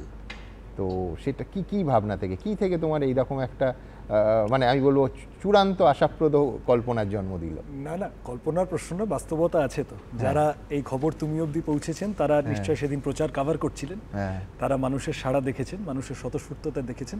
ভাঙড় সহ যেখানে যাচ্ছি, যাদবপুরের বিভিন্ন জায়গা, এই শেষ পঞ্চায়েতেও ভোটলুট হয়েছে, পৌরসভাতেও ভোটলুট হয়েছে, কোথাও এমনকি তোমাদের রিপোর্টাররাও আক্রান্ত হয়েছেন।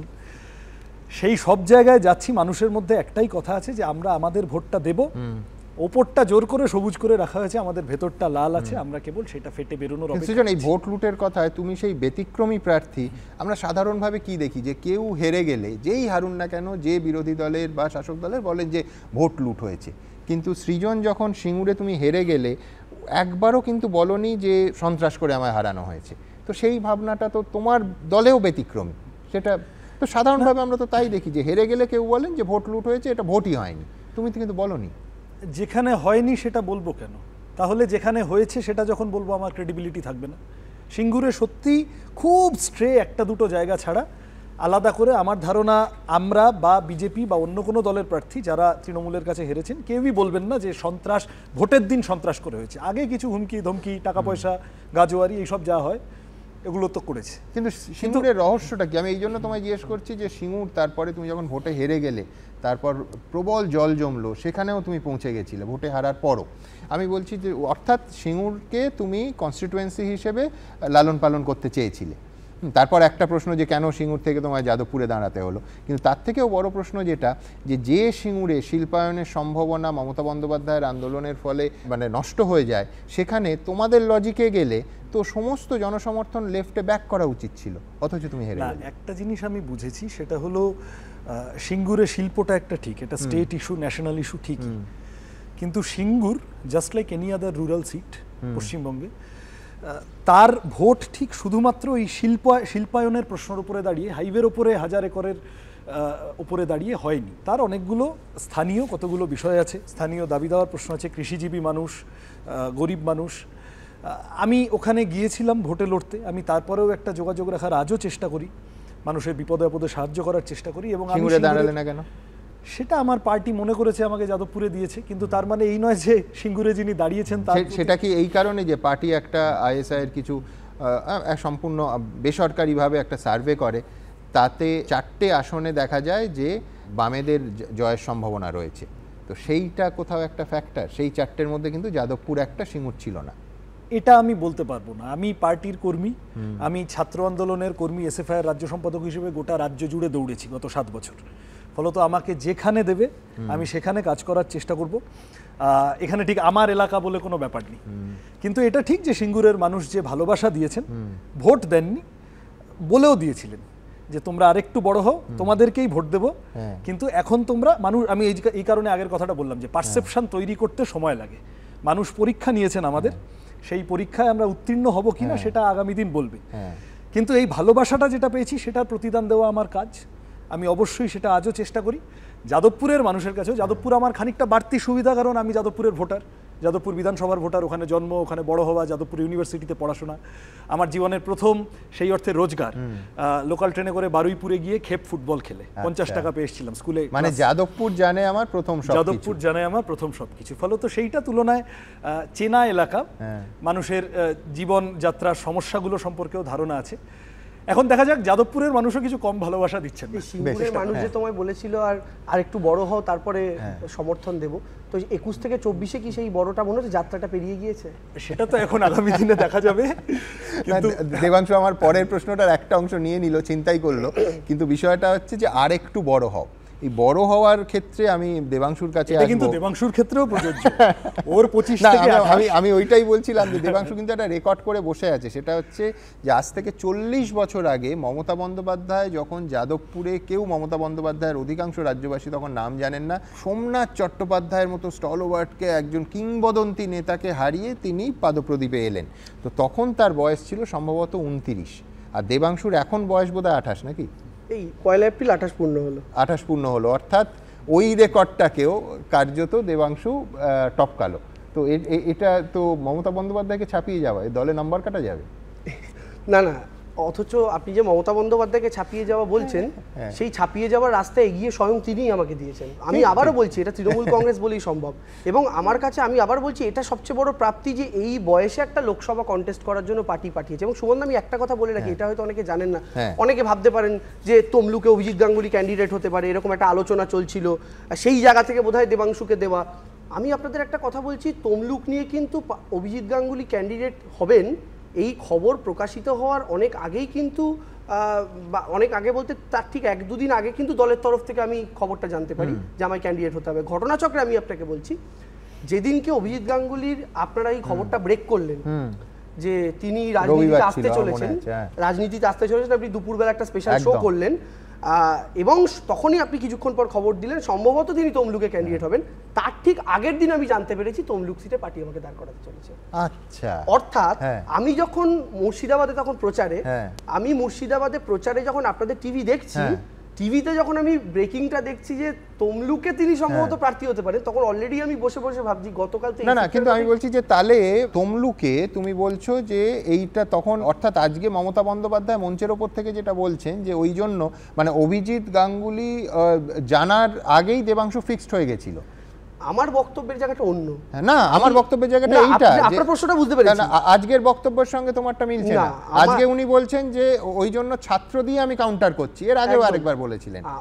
কিন্তু তুমি যদি তার আগের দিনই নির্ধারিত নির্দিষ্ট হয়ে থাকো তমলুকের জন্য, বলি প্রদত্ত বলছি না, কিন্তু নির্দিষ্ট হয়ে থাকো, তাহলে কিন্তু মানে বিষয়টা অন্যরকম। মানে তমলুকে তুমি দাঁড়াতেই ঘটনাচক্রে সেইখানের পরবর্তীকালে দেখা গেছে যে অভিজিৎ গাঙ্গুলি দাঁড়িয়ে। আমি যেটা বলতে চাইছি এটার উত্তরই, আপনার এই প্রশ্নটার উত্তরই, আপনারা খবরটা যদি জানতে পারেন, খুব সম্ভবত তার আগে আমার দলের কারোর কাছে, আমার দলের কাছেই খবরটা চলে এসেছিল। আচ্ছা, অভিজিৎ গঙ্গোপাধ্যায় রাজনীতিতে নামছেন এবং তমলুকেই সম্ভবত এই খবরটা ঠিক যেভাবে আপনারা জানতে পেরেছেন কোন একটা সূত্র মারফত দলের কাছে। আমরা তো ফোন ট্যাপ করতে পারি না, আমরা যেখান থেকে সূত্র জানি বিজেপি তৃণমূলকে জানিয়ে। না, এইটা একদমই সঠিক কথা। আরে না, মজা করছি। না, আমি বুঝতে পারছি। আমি বলছি যে সেই রকম ভাবে কোনো ভাবে হয়তো দল জানতে পারে, সেই দিক থেকে চিন্তা করে হতে পারে। বাট আমি বলছি গোটা বাংলা যখন জানতে পারে যে তমলুকে অভিজিৎ গাঙ্গুলি দাঁড়াচ্ছেন, আমি ঠিক তার আগের দিনই জানতে পারি আমাকে তমলুকে দাঁড়াতে হতে পারে। ফলে স্বাভাবিকভাবেই মানে যেটা টিকিট অ্যানাউন্সমেন্টটা সম্ভবত 5 থেকে 6 দিন আগে, তো আমাকে বলা হয়েছিল যে ব্যাপারটা নিয়ে চিন্তা ভাবনা করতে, গ্রাউন্ডে গিয়ে ওয়ার্ক করতে। আমি সেরকমভাবে করা শুরু করি। তো নিশ্চয়তা আমি পাই ধরুন তার 2-3 দিন 4 দিন আগে, ঘোষণা 2-4 দিন আগে। ফলে আমি ওটাই বলছি যে মুহূর্তে দাঁড়িয়ে, আমারও সেদিনকে একটা বাইট আপনারা দেখিয়েছিলেন যে আমি বলেছিলাম খেলা হবে।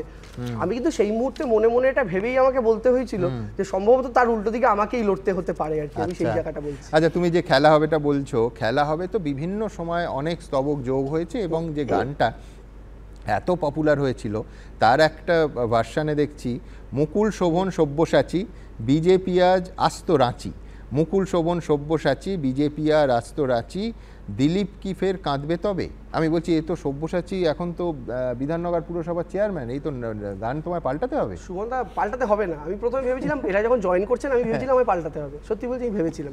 কিন্তু আজকের দিনে বুঝতে পারছি আমি পাল্টাতে খুব একটা হবে না, কারণ ওটা একটা অন্য অর্থ বেরিয়ে গেছে। ধরুন মুকুল শোভন সব্যসাচী এরা তিনজনই ঘটনাচক্রে তৃণমূল থেকে যাওয়া বিজেপির নেতা তৎকালীন সময় দাঁড়িয়ে।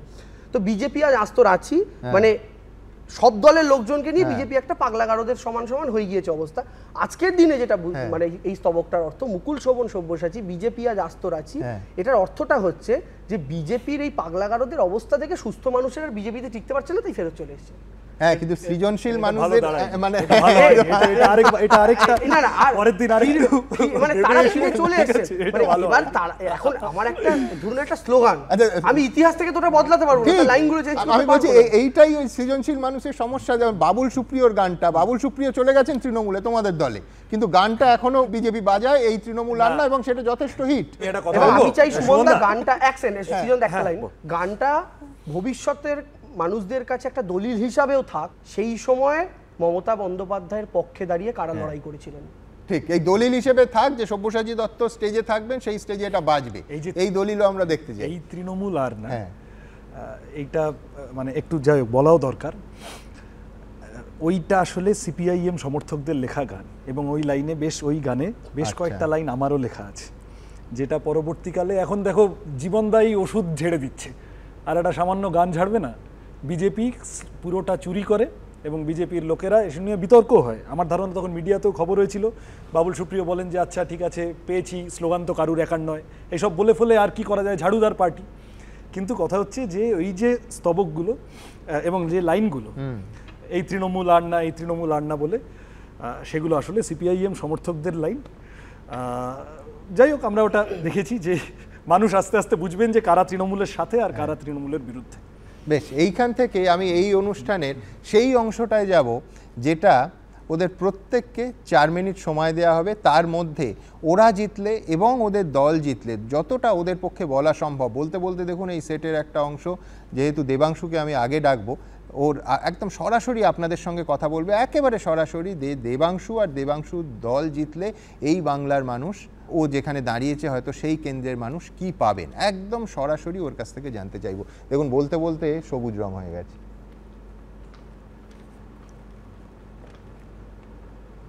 নমস্কার, প্রত্যেককে শুভ সন্ধ্যা জানাই। দেখুন, তৃণমূল কংগ্রেস এই মুহূর্তে দাঁড়িয়ে ভারতবর্ষের মাটিতে এমন একটা শক্তি, বাংলার নরেন্দ্র মোদী একসময় একটা কথা বলেছিলেন আমার মনে আছে, সেটা হচ্ছে ভোকাল ফর লোকাল, অর্থাৎ লোকালের জন্য ভোকাল হতে হবে। নরেন্দ্র মোদী সেই শব্দটাকেই আমি যদি নিই, তাহলে বাংলার মাটিতে এই শব্দটা এখন আমরা সাধারণ মানুষকে বলতে চাই, please be vocal for local.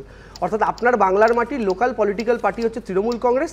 যে পলিটিক্যাল পার্টি যদি শক্তিশালী হয়, লোকসভার মাটিতে দাঁড়িয়ে আপনার আওয়াজ বাড়বে। কেন আমি এক্সাম্পল দিচ্ছি, ধরুন নরেন্দ্র মোদী বসে আছেন একটা নির্দিষ্ট পরিমাণ ফান্ড নিয়ে, উনি ডিসাইড করতে পারছেন না সেই ফান্ডটা বাংলায় যাবে না, সেই ফান্ডটা উত্তরপ্রদেশে যাবে না, সেই ফান্ডটা গুজরাটে যাবে। আচ্ছা, আপনারা কেউ বিশ্বাস করেন বাংলার থেকে নির্বাচিত বিজেপির কোনো এমপি চেয়ারে বসে আছেন, আর গুজরাট থেকে নির্বাচিত বিজেপির কোনো এমপি চেয়ারে বসে আছেন, গুজরাটের এমপিও নরেন্দ্র মোদীর কাছে সেই ফান্ডের দাবি করছেন, বাংলার এমপিও সেই ফান্ডের দাবি নরেন্দ্র মোদীর কাছে করছেন, দুজনেই বিজেপির এমপি। আপনারা বিশ্বাস করেন নরেন্দ্র মোদী বাংলার বিজেপির এমপিকে সেই ফান্ডটা দেবেন? কখনোই না। তিনি গুজরাটের জন্য সেই ফান্ড বরাদ্দ করবেন, উত্তরপ্রদেশের জন্য সেই ফান্ড বরাদ্দ করবেন। কিন্তু ওই বিজেপি এমপির জায়গায়, বাংলার বিজেপি এমপির জায়গায় যদি বাংলা থেকে তৃণমূল কংগ্রেসের কোনো নির্বাচিত এমপি ওই একই চেয়ারে বসে থাকতেন, তিনি নরেন্দ্র মোদীর সঙ্গে ঝগড়া করে হলেও সেই ফান্ড ছিনিয়ে আনার লড়াইতে অন্তত ব্যস্ত থাকতেন, কারণ তার রাজনৈতিক নেতা নরেন্দ্র মোদী নন। ঠিক যে কারণে দিনের পর দিন বাংলায় 18টা আসন বিজেপি জেতার পরেও একটা বিন্দুমাত্র কাজ বাংলার জন্য ভারতীয় জনতা পার্টি করতে পারেনি।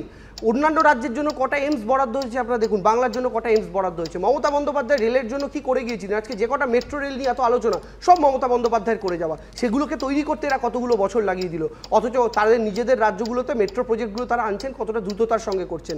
অর্থাৎ এক্ষেত্রে একটা হিন্দি স্পিকিং যে স্টেটগুলো বা বলয় আমরা যেগুলোকে বলি, কিছু মনে করবেন না, তাতে উত্তরপ্রদেশ আছে, তাতে মধ্যপ্রদেশ রয়েছে, বিহার রয়েছে, গুজরাট রয়েছে, তাদের প্রতি ভারতীয় জনতা পার্টি বায়াসড। বাংলার মাটি থেকে তাই বিজেপির যে নেতারা নির্বাচিত হন, তারা সেই জায়গা থেকে লড়াই করে বাংলার অধিকার ছিনিয়ে আনতে পারেন না। দ্বিতীয়ত যে বিষয়টা আমার মনে হচ্ছে সেটা হচ্ছে মমতা বন্দ্যোপাধ্যায় লড়াই করছেন, এবং আজকের দিনে ভারতীয় জনতা পার্টির ক্যান্ডিডেট যদি আপনি দেখেন, তৃণমূলের ক্ষেত্রে আপনি একটা দুটো এক্সাম্পল দিতে পারবেন, কিন্তু ম্যাক্সিমাম ভারতীয় জনতা পার্টির ক্যান্ডিডেট যদি দেখেন, মমতা বন্দ্যোপাধ্যায় রান্না করছেন, আলু কাটছেন, পেঁয়াজ কাটছেন, সবজি কাটছেন, মায়েরা যেমন রান্না করেন, করতে গিয়ে দু একটা পচা সবজি যদি বেরিয়ে যায়, আমাদের মায়েরা অনেক সময় জানলা দিয়ে ছুঁড়ে ফেলে দেন। মমতা বন্দ্যোপাধ্যায় সেরকম জানলা দিয়ে ছুঁড়ে ফেলে দিচ্ছেন, কিন্তু তিনি জানেন না তার জানলার বাইরে অমিত শাহ দাঁড়িয়ে রয়েছেন বাটিয়াতে, সেই সবজিগুলো নিয়ে গিয়ে বিজেপিতে গিয়ে রান্না করছেন। আপনি দেখুন তৃণমূল কংগ্রেসের একের পর এক নেতা, তারা গিয়ে আজকে বিজেপির প্রার্থী। বিধানসভা নির্বাচনে তৃণমূলের ছাপ ছাড়া বিজেপি প্রার্থী পায়নি, লোকসভা নির্বাচনে তৃণমূলের ছাপ ছাড়া হাওড়া রতিন চক্রবর্তী থেকে শুরু করে একের পর এক এক্সাম্পল আপনি দেখতে পাবেন। তো এই জায়গা থেকে দাঁড়িয়ে আমি বলছি, বিজেপিকে যখন প্রার্থী করতে হলো তৃণমূলের স্ট্যাম্প লাগছে, তার মানে বিজেপিও জানে যে এই বাংলা চালাতে তৃণমূল কংগ্রেসের যে নেতৃত্বরা, যে সৈনিকরা, তারাই বাংলাটা ভালো মতো চালাতে পারে এবং বাংলার থেকে দিল্লির বুকে রিপ্রেজেন্টেটিভ হয়ে উঠতে পারে। সেই জায়গায় একটা প্রশ্ন। আর তৃতীয়ত আমি যেটা বলে শেষ করতে চাই, নরেন্দ্র মোদী, মমতা বন্দ্যোপাধ্যায় দুজনেই দাম বাড়াচ্ছেন, কিন্তু দুজনের দাম বাড়ানোর মধ্যে একটা তফাৎ আছে। সাধারণ মানুষ বলেন নরেন্দ্র মোদী যেমন গ্যাসের 400 টাকাটাকে বাড়িয়ে 1000 টাকা করছেন, তেমন মমতা বন্দ্যোপাধ্যায়ও দাম বাড়াচ্ছেন, কিন্তু 500 লক্ষ্মীর ভাণ্ডারটাকে বাড়িয়ে 1000 টাকা করছেন। এই যে দুজনেরই দাম বাড়াচ্ছেন, একজন পকেটে টাকা দিচ্ছেন, একজন পকেট থেকে টাকা নিচ্ছেন, একজন গ্যাসের দাম বাড়িয়েছেন, এক পেট্রোল ডিজেলের দাম বাড়িয়েছেন, জিনিসপত্রের দাম বাড়িয়েছেন, একজন কন্যাশ্রীর ভ্যালুয়েশন বাড়িয়েছেন, লক্ষ্মীর ভাণ্ডারের বাড়িয়েছেন। এটাই বাংলার এই নির্বাচনে মাপকাঠি হবে বলে আমাদের বিশ্বাস। তাই নরেন্দ্র মোদীর কথা অনুযায়ী বলছি, বি ভোকাল ফর লোকাল। আর সেই লোকাল পার্টি তৃণমূল কংগ্রেস দিল্লি থেকে আপনাদের অধিকার ছিনিয়ে আনবে। যখন তৃণমূল 34, আপনার গ্যাসের দাম 400, তৃণমূল কমে যেই 22 হয়ে গেল, আপনার গ্যাসের দাম বেড়ে 1200 হয়ে গেল। মানে বাংলার ভয়েস, তৃণমূলের ভয়েস যত দুর্বল হয়েছে, ঠিক যেভাবে বাঙালি এক সময় লড়াই করে দেশকে স্বাধীনতা এনে দিয়েছে, বাংলার পাঞ্জাব সবচেয়ে বেশি রক্ত ঝরিয়েছিল বলে দেশ স্বাধীন হয়েছিল, তেমন আজকের দিনে দাঁড়িয়েও বাংলার ভয়েস মূল্যবৃদ্ধি নিয়ন্ত্রণে রাখতে, দেশকে সঠিক পথে নিয়ে যাওয়ার জন্য ভীষণভাবে দরকার। কেন্দ্রে যদি বিরোধী সরকার আসে, তাহলে তো সোনাই সোহাগা, দু হাতে লাড্ডু, ডবল ইঞ্জিনের সত্যিকারের সরকার, দিল্লিতেও দিদি, রাজ্যেও দিদি। আর যদি সেটা নাও হয়, তারপরেও বাংলার মাটি থেকে দাঁড়িয়ে সেই কণ্ঠটা দিল্লির বুকে উচ্চারিত হবে, যে কণ্ঠকে নরেন্দ্র মোদীরা ভয় পায়, এক সময় যেমন ব্রিটিশরা ভয় পেত। Thank you. অসাধারণ। এই জন্যই হচ্ছে তরুণ নেতাদের সঙ্গে অনুষ্ঠান করার আনন্দ, সেটা হচ্ছে নির্ধারিত সময়ের আগে তারা শেষ করতে জানে। কিন্তু এখানে আমি বলবো যে ও খুব কৌশলে বাঙালি অস্মিতাটাকে জাগিয়ে দেওয়ার চেষ্টা করলো, যার ফলে আমি একটা আলাদা প্রশ্ন র্যাপিড ফায়ারের জন্য সরিয়ে রাখলাম যে জয় বাংলা না খেলা হবে, কোনটা দেবাংশুর প্রিয় স্লোগান। কিন্তু এখানে বলতেই হবে যে ওই রান্নাঘরের উদাহরণটা আমার চমৎকার লেগেছে, যে অমিত শাহ তো বাগানে দাঁড়িয়েছিলেন, তো যে সবজিগুলো রান্নাঘর থেকে মমতা বন্দ্যোপাধ্যায় ছুঁড়ে ফেলে দিলেন, তার ভেতরে যে সবজিগুলো তারা নিলেন, তারপরে তো কিছু সবজি আবার রান্নাঘরে ফেরত পাঠিয়ে দিলেন, সেইটা আবার মমতা বন্দ্যোপাধ্যায় লুফে নিলেন কিনা, যার মধ্যে অবশ্যই রাজীব বন্দ্যোপাধ্যায় বা সব্যসাচী দত্তের কথা আসবে, কিন্তু আমি ব্যক্তি আলোচনায় যেতে চাই না। আমি পরের সুযোগটা দিতে চাই সৃজন ভট্টাচার্যকে। বুঝতেই পারছেন সবুজ থেকে এই মুহূর্তে ব্যাকগ্রাউন্ড লাল। সময় 4 মিনিট।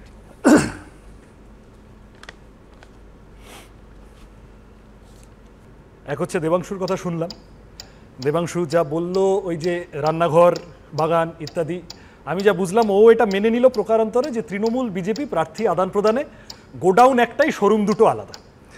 আমরা তো এই কথাটাই বলতে চাইছি যে এই দুটো দল চাইবে যেভাবে হোক যেন তেন প্রকারেণ ভোটটাকে হিন্দু মুসলমান বা বাঙালি অবাঙালি বা অন্য কোনো পরিচিতির ভিত্তিতে ভাগ করিয়ে দিতে, তাতে করে পোলারাইজেশন হবে এবং মাঝখান থেকে পেট্রোল ডিজেল রান্নার গ্যাসের কথা, শিক্ষা স্বাস্থ্য বা অন্যান্য মানুষের জীবন জীবিকার সমস্যা, লাইভলিহুড ইস্যুস, অন্ন বস্ত্র বাসস্থান শিক্ষা স্বাস্থ্য কর্মসংস্থানের প্রশ্ন পিছনে চলে যাবে। সেটা যাতে না হয় সেই কারণে আমরা বামপন্থীরা সংসদের অভ্যন্তরে আমাদের কণ্ঠস্বর জোরালো করতে চাইছি, আপনাদের সমর্থন চাইছি। আমি খুব নির্দিষ্ট আকারে বলতে পারি এই যা যা হলো, একটা উদাহরণ দিই, 100 দিনের কাজ, তৃণমূল ওখানে তৃণমূল এখানে, গ্যাসের দাম দেবাংশু বলল, আমি বলছি দিল্লিতে কংগ্রেস আর রাজ্যে বামফ্রন্ট 100 দিনের কাজের প্রকল্প ছিনিয়ে আনা হলো, আদায় করা হলো এবং সেই কাজ চলতে শুরু করলো।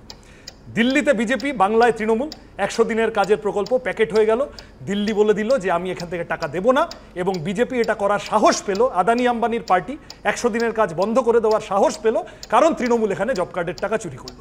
তাহলে জীবন যন্ত্রণার প্রশ্নে এই দুটো পার্টি একসাথে মানুষের যেভাবে ক্ষতি করছে সেই জায়গাটা আমরা ধরে আমরা মানুষের রুটি কাপড়া মাকান কা মুদ্দা তুলে ধরার চেষ্টা করছি। আমরা যদি দায়িত্বে আসি, আমি যদি সাংসদ হই, তাহলে আমি পার্লামেন্টে গিয়ে প্রথম দিন বড় কর্পোরেট কোম্পানিদের থেকে ওয়েলথ ট্যাক্স নিয়ে শিক্ষা স্বাস্থ্য খাতে বরাদ্দ বৃদ্ধি করার কথা বলবো। আমরা যদি দায়িত্বে আসি, আমরা বেকারত্বের সমস্যা মেটানোর কথা বলবো। যে বিপুল অংশ তরুণ প্রজন্ম কন্ট্রাকচুয়াল কাজ করছে, তাদেরও সামাজিক নিরাপত্তা, সোশ্যাল সিকিউরিটির প্রশ্ন ইত্যাদি সব সামনে আনার চেষ্টা করব। কৃষকের ফসলের খরচের 1.5 গুণ দাম, ক্ষেত মজুরের রোজের টাকা, এই প্রশ্নগুলো সামনে আনার চেষ্টা করব। মহিলাদের 33% রিপ্রেজেন্টেশন এবং ইকুয়াল পে ফর উইমেন, এই প্রশ্নটিকেও সামনে আনার চেষ্টা করব। পেট্রোল ডিজেল রান্নার গ্যাসের দাম, ওষুধের দাম, বিদ্যুতের দাম, দুধের দাম, আমরা যে কথা আলোচনা করছিলাম, ইলেকটোরাল বন্ডে যেভাবে আমার আপনার পকেট কেটে এই টাকা চুরি হয়েছে, বড় বড় কোম্পানিগুলোর মাধ্যমে তৃণমূল বিজেপির মিলিয়নেয়ার বিলিয়নেয়ার নেতাদের কাছে গিয়েছে এবং আমার আপনার জন্য জিনিসের দাম বেড়েছে, সেই সমস্যা সমাধান করার চেষ্টা করব। এবং এই দুর্নীতি, মানুষের টাকা মানুষের কাছে ফেরত দেওয়ানোর জন্য সবথেকে বেশি লড়াই যদি কেউ করতে পারে তা হলো সিপিআইএম, কারণ তারা ইলেকটোরাল বন্ডে গোটা দেশে একমাত্র পলিটিক্যাল পার্টি যারা প্রলোভন থাকা সত্ত্বেও 1 পয়সা চাঁদা নেয়নি। আমরা এই লড়াইটা লড়ছি, আমরা স্বচ্ছ দুর্নীতি মুক্ত মানুষের জন্য কাজ করার মতো এক রাজনৈতিক ব্যবস্থার জন্য লড়ছি, যে কাজ এরা করছে না, যে কারণে প্রত্যেক দিন শিক্ষা খাতে বরাদ্দ কমছে। এই মুহূর্তে ভারতবর্ষে 35% শিশু সে শিশু শিক্ষার আওতার বাইরে, তারা যেভাবে বিপুল আকারে মজুরি কমছে 2004 থেকে 2014 বিভিন্ন পিরিয়ডিক লেবার সার্ভে হোক বা সিএমআই বিভিন্ন হিসেবে দেখা যাচ্ছে, ইউপিএর সময় যেভাবে শহরে গ্রামে মজুরি বৃদ্ধির হার যেভাবে বাড়ছিল, মোদী সরকার আসার পরে সবটা কমে গিয়েছে।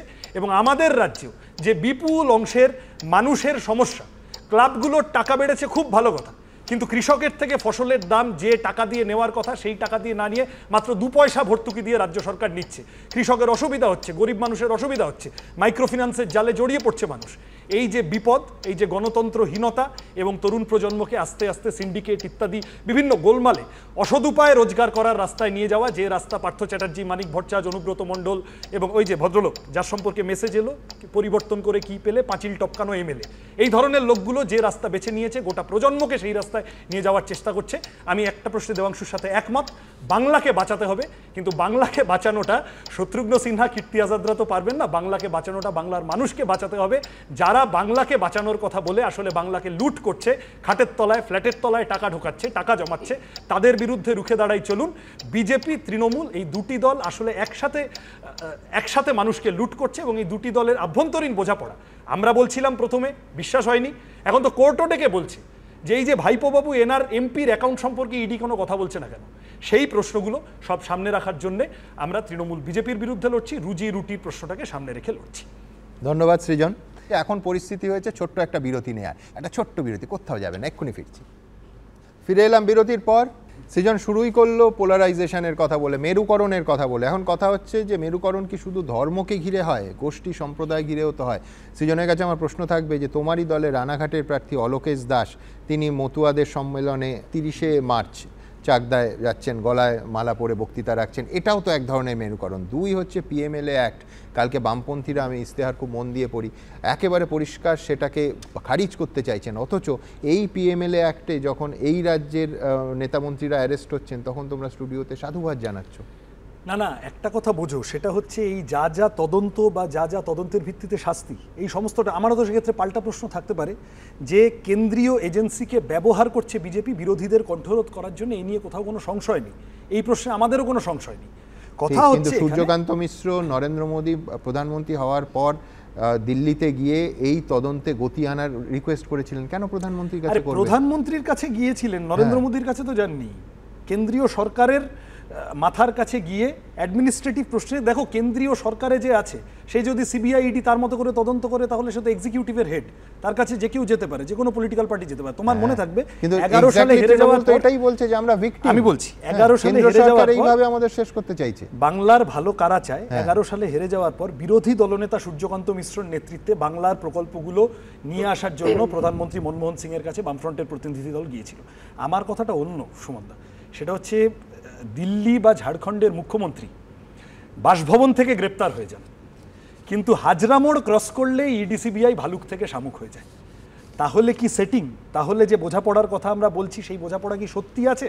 তাহলে কি কেন্দ্রীয় এজেন্সি আসলে যতটা গড়জাচ্ছে বাংলার দুর্নীতিকে অ্যাড্রেস করার প্রশ্নে ততটা বর্ষাচ্ছে না? এই প্রশ্নগুলো কিন্তু থাকতে হবে।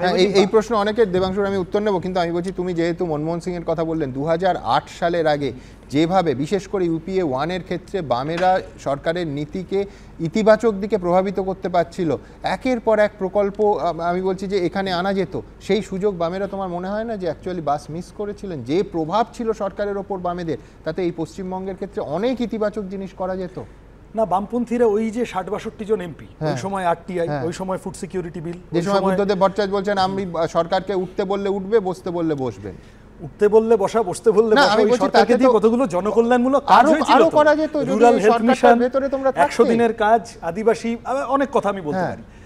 আমি আবার বলছি এই ধরনের বিতর্কের উপাদান আছে, কিন্তু 2008-এ আমি যদি ধরেও নি বামপন্থীদের ওই সিদ্ধান্তটা নিয়ে বিতর্কের উপাদান ছিল, তার জন্য 2024-এ বামপন্থীদের বিতর্ক, আমি বলছি অনেকে বলেন এই সিদ্ধান্ত তো আত্মঘাতী সিদ্ধান্ত, তাও আমি বলছি তাতেও যা বিতর্কের উপাদান আছে। আত্মঘাতী সিদ্ধান্ত মানে সিপিআইএম এর নিজস্ব লজিক ছিল, সিপিআইএম যেভাবে তৈরি হয়েছে, সিপিআইএম এর যা বোঝাপড়া আন্তর্জাতিক রাজনীতি সম্পর্কে, তুমি যদি আমেরিকার কাছে দেশটাকে বেঁচে দাও, এই প্রথমবার তুমি বলো। আমার একটাই প্রশ্ন, তুমি কি ঐতিহাসিক ভুল বলবে? না, আমি এটা বলবো না, এই কারণে, কারণ এটা এই ডিবেটগুলো চলে ইতিহাসে, বারবার এই ডিবেট রিসার্ফেস করে এবং নতুন নতুন অ্যাঙ্গেল যুক্ত হয়।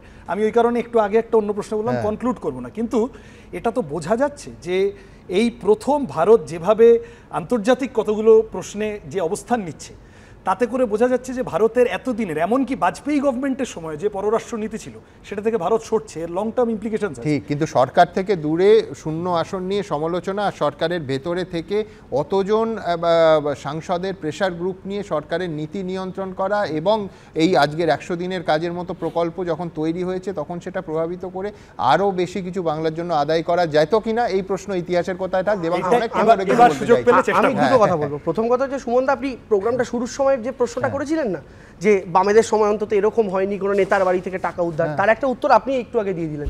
বুদ্ধবাবুর সেই বক্তব্য, আমরা উঠতে বললে উঠবে, বসতে বললে বসবে। আমি বলছি সেন্ট্রালের সাথে যে রিলেশনশিপটা ছিল ভারতীয় মানে রাজ্যের কমিউনিস্টদের, বর্তমানে দাঁড়িয়ে তৃণমূল কংগ্রেসের সাথে রিলেশনটা তো সেই জায়গাতে নেই সম্পূর্ণ। বরং 11তে তৃণমূল ক্ষমতায় আসার পর থেকে 14 থেকেই দেখেন এমন একটা সরকার যারা সম্পূর্ণভাবে আমাদের বিরোধী জায়গাতে অবস্থান করছে। এবং শুধু তাই নয়, এফডিআই ইস্যুতে আমরা 2012 সালে যখন সমর্থন তুলে নিলাম ইউপিএর ওপরেও, তখনও 1.5-2 বছর ইউপিএ সরকারও আমাদের সাথে ওই ব্যবহারটাই করেছে। আমি এখানে একটা কথা বলতে চাই, কিন্তু তুমি বুদ্ধবাবুর ওই প্রাণভোমরার কথাটা নিয়ে বলছো, যে সত্যি তো বুদ্ধবাবু বলেছিলেন, কিন্তু মমতা বন্দ্যোপাধ্যায় যা এখন বলেন যে আমরা ক্ষমতায় এলে ইডি সিবিআই দেখবেন কিভাবে আপনাদের গ্রেফতার করবে, তো একই কথা। হ্যাঁ, কারণ আমাদের 2 জন গ্রেফতার করলে তোমাদের 4 জন গ্রেফতার করবে।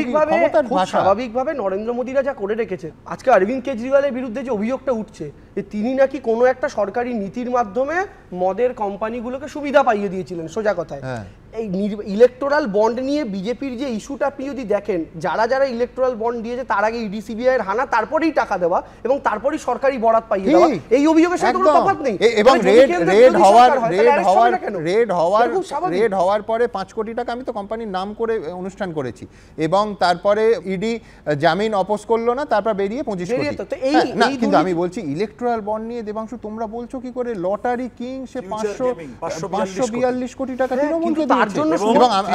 মানে আমি বলছি, আমি বিশ্বাস করি না, মানুষ বিশ্বাস করেন কিনা জানি না, যে তৃণমূল কংগ্রেসের অফিসের বাইরে এসে ড্রপ বক্সে 542 কোটি টাকার চেক রেখে দেয়। আমি বলছি সবাই হাসবে। আমাদের ক্ষেত্রে বা ভারতের বিজেপি বাদ দিয়ে যে কটা রাজনৈতিক দল বন্ড পেয়েছে তাদের কারণ মধ্যে বিজেপি বাদ দিয়ে যে কটা দল পেয়েছে, সেই আর কোন রাজনৈতিক দলের ক্ষেত্রে কি এত পায়নি। আমি বলছি সেই রাজনৈতিক তার একটা কারণ আছে সুমন, আমি বলছি এই বিজেপি বাদ দিয়ে যে কটা দল পেয়েছে তাদের কারোর ক্ষেত্রে কি পাল্টা সুবিধা পাইয়ে দেওয়ার কোনো সচক্ষে প্রমাণ আছে চোখের সামনে?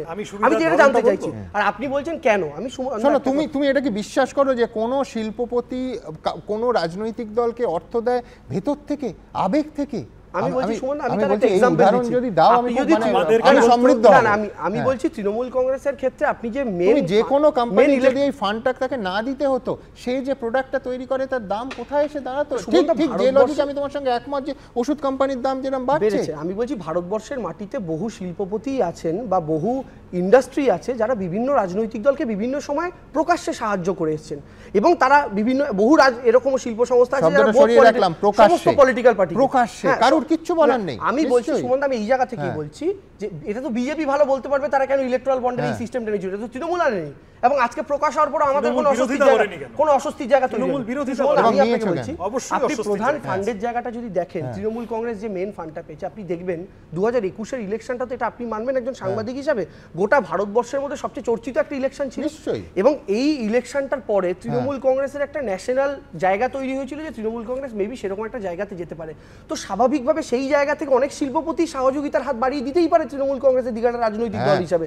এবং আপনি যদি দেখেন মেন প্রাপ্তির জায়গাটা শিল্পপতিরা, এটা অন্য কোনো ব্যাখ্যা হয় না। 1000 কোটি টাকা সিংহভাগের বেশি তো সত্যি 21-এর পরে এসেছে। 21-এর পরে এসেছে। এবং আমি বলছি 21-এর পরের ইলেকশনটা, এবং তারপরে আপনি যদি দেখেন 1.5 বছর পর তারপর তৃণমূল কংগ্রেস ধরুন গোয়াতে আমরা গিয়েছি, আমরা সেভাবে ফ্রুটফুল হতে পারিনি, ত্রিপুরাতে গিয়েছি ফ্রুটফুল হতে পারিনি, তারপরে অঙ্কটা আপনি দেখুন আবার নেমে গিয়েছে নিচের দিকে। আমি বলছি যে এই অনুষ্ঠান শেষ হলে আমায় বেশি না গোটা 5 জন শিল্পপতির নাম দাও যারা নিঃস্বার্থভাবে অর্থ দেন। আমার আইকিউটা একটু বাড়াতে হবে সেজন্য। না না, একদম পরিষ্কার। তৃণমূলের এখন অন্য 5টা বিষয় নিয়ে, তৃণমূল আবহাওয়া কেমন আছে, কেউ কেমন গান করেন, কেউ কেমন সিনেমা করেন, এইসব নিয়ে বলতে হয়। তৃণমূল যদি এখন ইলেকটোরাল বন্ডের বিরুদ্ধে বলতে শুরু করে, তাহলে সত্যি আলোচনার কোনো মানে থাকে না। কংগ্রেস যে বলছে সেটা নিয়ে কি বলবে? কংগ্রেস গোটা দেশের প্রশ্নে আছে, তো কংগ্রেসটা আমরা প্রকাশ্যেই বলেছি ওই টাকাটাও নেওয়া ঠিক হয়নি। কিন্তু এটা তো সত্যি একটা আশ্চর্যের বিষয় যে একটা আরে সব জায়গায় জোট হয়েছে। শোনো না, একটা রাজনৈতিক দল, আঞ্চলিক রাজনৈতিক দল 21-এ ওই তুমি যা বললে পরিস্থিতি তৈরি হয়েছিল, তারপরে জাতীয় তকমা খসে গেল, সেই দল গোটা দেশে বিজেপির পরে 2 নম্বর ইলেকটোরাল বন্ড এবং লটারির টাকা। আমার প্রশ্ন হচ্ছে, দেখো সুমন্দা, এই যে আমরা গ্রামেগঞ্জে ঘুরে দেখি তো লটারির কিন্তু একটা কুপ্রভাব আছে। লটারির কিন্তু এই যে বিপুল টাকা আসছে এবং মানুষের টাকা চলে যাচ্ছে, এই সর্বশান্ত হয়ে যাচ্ছে। এবং এই লটারির অভিযোগ শুধু ফিউচার গেমিং এর প্রশ্ন না, অনুব্রত মন্ডলের ক্ষেত্রেও হয়েছিল, একাধিক প্রশ্ন। তৃণমূল আসলে যেখান থেকে পাচ্ছে, তৃণমূলের নেতা, উনি খুব সৌভাগ্যবান। আমি বলছি ওনাকে দূরে রাখো, তার কারণ 2 বছরের মধ্যে 6 বার যিনি লটারিতে পুরস্কার পান তাকে আলাদা রাখতে হবে। এরকম সোনা বাঁধানো কপাল এগুলো অনুব্রত মণ্ডলের ভাবা যায় না। তুমি আমার বাংলা একটা কথা আছে না যে কেঁচো খুঁড়তে কেউটে, পশ্চিমবঙ্গের রাজনীতিতে কেউটেটাকে আড়াল করতে বিভিন্ন কেঁচো একটা দুটো করে বার করা হয়েছে। আচ্ছা বেশ, 4 জন অতিথি এই অনুষ্ঠানে যোগ দিয়েছেন, তাদের প্রশ্ন সরাসরি নেব দেবাংশুকে এবং সৃজনের কাছে। আমার দুজনের কাছে দুটো কমন প্রশ্ন আর আলাদা করে একটা করে কোশ্চেন। সেটা হলো কমন প্রশ্নটা দুজনের কাছে, যে তোমরা ইয়ং সাংসদ হতে যাচ্ছ, হবু সাংসদ, ইয়ং সাংসদ, প্রত্যাশা অনেক। আমাদের পশ্চিমবাংলাতে হাজার হাজার ছেলে বাইরের রাজ্যে কাজের জন্য যাচ্ছে। কর্মসংস্থানের প্রশ্নে তোমাদের পরিকল্পনা কি? একজন সাংসদ যদি হও পশ্চিমবাংলার, তাহলে বেকার যুবকদের জন্য তোমাদের আলাদা আলাদা ভাবনাটা আমরা জানতে চাই ভোটার হিসাবে। একই সাথে পশ্চিমবাংলায় গত 40 বছর বা তারও বেশি সময় ধরে যে রাজনৈতিক হিংসা হচ্ছে এবং এখানে অন্য পক্ষকে শত্রু হিসাবে দেখা হয়, এর থেকে মুক্তির জন্য একজন হবু সাংসদ হিসাবে তোমরা কিভাবে নিজেকে মানে নিজেরা কিভাবে ভাবছো এবং আমরা আশ্বস্ত কি করে হব যে হিংসামুক্ত বাংলা হতে পারে? এবার আমি এই দুটো যেহেতু হ্যাঁ দর্শক ভুলে যাবেন, দেবাংশু, না এক হচ্ছে কর্মসংস্থান, দুই হচ্ছে বাংলার ভোটে হিংসা নিয়মে পরিণত হয়েছে। তোমরাই শাসন ক্ষমতায় এতদিন ধরে, গত 12 বছর ধরে, কিভাবে এটাকে আটকানো যায়? না, আমি বিশ্বনাথকে শুধু প্রথম কথা বলি, আমাদের ভারতবর্ষের ক্ষেত্রে এক একটা রাজ্যের ক্ষেত্রে এক একটা আলাদা আলাদা ইন্ডাস্ট্রি রয়েছে যে নির্দিষ্ট বিষয়গুলোতে সেই রাজ্যগুলো এগিয়ে। ফলে বাংলায় যেমন কিছু মানুষ কাজ করতে আসেন কিছু স্পেসিফিক কারণে, অন্যান্য রাজ্যেও কিছু মানুষ কাজ করতে যান, তারা নির্দিষ্ট সেই জায়গার কাজটা করেন। আমি আপনাকে এইটুকু বলতে পারি, আমার কনস্টিটিউয়েন্সির ক্ষেত্রে আমার লক্ষ্য থাকবে সেই কনস্টিটিউয়েন্সিতে যে ইন্ডাস্ট্রি সবচেয়ে বেশি ভালো জায়গায় যেতে পারে বা সবচেয়ে বেশি সেখানে ফ্লারিশ হতে পারে সেই বিষয়গুলো নিয়ে ভাবা। যেমন আমি আমার ক্ষেত্রে বলছি, আমার তমলুকের মধ্যে ময়না বলে একটা বিধানসভা আছে, সেই ময়না বিধানসভার মাছের জন্য বিখ্যাত। সেই মাছের চাষ ফিশারিকে কেন্দ্র করে অনেক বড় ইন্ডাস্ট্রি সেখানে তৈরি হতে পারে এবং অনেক রকমের কাজ সেখানে হতে পারে। সেগুলো নিয়ে ইতিমধ্যে আমরা আলোচনা করছি। প্রয়োজনে আমরা আপনাদের মতো যারা সমাজের বিশিষ্ট মানুষেরা আছেন, যারা অধ্যাপক মানুষেরা আছেন, আমরা তাদের থেকেও সাহায্য নেব, আপনাদেরও সাজেশন আমরা নেব যে আমরা কিভাবে এই জায়গাটায় করতে পারি। কারণ আপনারা তো ছাত্র তৈরি করছেন, তারপরে সেই ছাত্রের মধ্যে কিছু মানুষ বাংলায় কাজ করছেন, কিছু মানুষ বাইরে যাচ্ছেন, তারপরে একটা ইমোশন থাকতেই পারে যারা বাইরে যাচ্ছেন তারাও বাংলায় থাকুক। আবার উল্টোটাও যদি হয়, বাংলায় প্রচুর মানুষ বাইরে থেকে কাজ করতে আসেন, তো সেটা আমরা নজর রাখবো। আর দ্বিতীয়টা, আপনি ইলেকশনের যেটা আপনি বাংলার রাজনৈতিক পরিবেশ নিয়ে বলেন, আমি একটা কথা শুধু আমার ক্ষেত্রে বলতে পারি, যেদিনকে টিকিট অ্যানাউন্সমেন্ট হয় সেই দিনকেই সম্ভবত আমি এবিপি আনন্দর ক্ষেত্রে আমাকে যখন প্রশ্ন করা হয় আমি একটা কথা বলেছিলাম, সেটা হচ্ছে আমি চাই নির্বাচন আমার লোকসভা কেন্দ্রে অন্তত যেন শান্তিপূর্ণ নির্বাচন হয়, সুষ্ঠু একটা নির্বাচন হয়। এবং স্বাভাবিকভাবে এই জায়গাটা আমরা গোটা রাজ্যের ক্ষেত্রেও এটা আমরা বিশ্বাস করি, নির্বাচন সুষ্ঠু হোক, নির্বাচন শান্তিপূর্ণ হোক। তৃণমূল কংগ্রেস ক্ষমতায় বহুবার তোমার দলের তরফ থেকে যারা পদাধিকারী, যারা দায়িত্বপূর্ণ, যেমন পার্থ ভৌমিক, আগে ঘোষণা করেও শেষ পর্যন্ত নিজেই দুঃখ করেন যে সেই প্রতিশ্রুতি রাখতে পারেননি। আমি একটা কথা বলতে পারি, আমি আবার বলছি, পঞ্চায়েত নির্বাচন বাংলার রাজনীতিতে এমন একটা নির্বাচন যেখানে এত সংখ্যক পলিটিক্যাল ক্যান্ডিডেট হয়, ফলে স্বাভাবিকভাবেই এটা নিয়ন্ত্রণ করা একটা সেন্ট্রালাইজ সিস্টেমের মাধ্যমে গুপি বাগার মতো একটা ক্ল্যাপিংয়ের মাধ্যমে সম্ভব নয়। কিন্তু আমরা 2013 থেকে 2018 থেকে যদি আপনি 2023-এর পঞ্চায়েত নির্বাচনের তুলনা করেন, বিরোধীদের নমিনেশন দেওয়ার হার, কন্টেস্ট করার হার, সেটা আগের তুলনায় অনেকটা বেড়েছে। আমি বলছি আমরা বেটারমেন্টের জায়গায় যাবার চেষ্টা করছি, আমরা কন্ট্রোল করার চেষ্টা করছি এবং একদিনে সেটা সম্ভব না, আমরা আগামী দিনে আরো বেটার জায়গায় নিয়ে যেতে পারবো, এইটুকু আশ্বস্ত করতে পারি। সেজন, কাজের প্রশ্নটা আগে বলি। একদম প্রথম কথা, সাংসদ হিসেবে প্রথম দিন পার্লামেন্টের ভিতরে যদি সুযোগ পাই, কাজের অধিকারকে মৌলিক অধিকার হিসেবে সাংবিধানিক স্বীকৃতি দেওয়ার দাবি করব। Right two employment fundamental right, প্রথম বেসিক জায়গা থেকে শুরু করতে হবে। এটা নেই বলে একটা বড় অংশ তারা কাজ করার যোগ্য। এই কিছুদিন আগে আমি সিএমআইয়ের রিপোর্ট দেখছিলাম, ভারতবর্ষে যা কর্মক্ষম মানুষ তার 40% কাজ করেন, বাকি 60% মোদির আমলে কাজ পাচ্ছেন না, কাজ করতে পারছেন না। সুতরাং এইটা এক নম্বর। দু নম্বর হচ্ছে যে বড় সরকারি চাকরির জায়গা, ধরুন রেল বা ব্যাংক বা ইত্যাদি ইত্যাদি, যেখানে বিরাট শূন্যপদ আছে, যে শূন্যপদগুলো এক লহমায় বিলুপ্ত করে দেওয়া হচ্ছে। আমাদের রাজ্যে এসএসসি, টেট, পিএসসি জানিয়ে এত আলোচনা, দুর্নীতি, এই জায়গাগুলোতে শূন্যপদ সম্পূর্ণ নিয়োগ করা, সেখানে স্বচ্ছভাবে সেইটার একটা জায়গা তৈরি করবো, অর্থাৎ স্থায়ী, নিশ্চিত, নিরাপদ জীবনের ঠিকানা দেওয়া। থার্ডলি, তার পরেও তার বাইরেও একটা, বিশেষত আমাদের প্রজন্ম, একটা বড় অংশ থাকবে যারা স্থায়ী কাজ করবে না, যারা কন্ট্রাকচুয়াল এমপ্লয়মেন্টের সাথে থাকবে, তাদের ক্ষেত্রে সোশ্যাল সিকিউরিটি, তারা ওভারটাইম খাটছে কিন্তু মাইনে পাচ্ছে না, মজুরি পাচ্ছে না, এটা যাতে না হয়, তাদের জীবন ধারণের ন্যূনতম যে গ্যারান্টিগুলো সেইগুলো সামনে নিয়ে আসার চেষ্টা করব। আর তারপরে এমপি হিসেবে আমার ক্যাপাসিটিতে, যেমন ধরুন আমি বলতে পারি যাদবপুর কনস্টিটুয়েন্সিতে বামপন্থীদের সময় আলোচনা শুরু হয়েছিল জগদ্দলে একটা, সোনারপুরে হার্ডওয়্যার পার্ক, আইটি পার্ক, এই ধরনের যে জায়গাগুলো করানোর চেষ্টা করা, সেগুলো অবশ্যই করবো। এটা হলো কাজের প্রশ্নে খুব স্পেসিফিক 2-3টে, এরপরে এমএসএমই ইত্যাদি ইত্যাদি আছে। হিংসা নিয়ে কি ভাবছেন?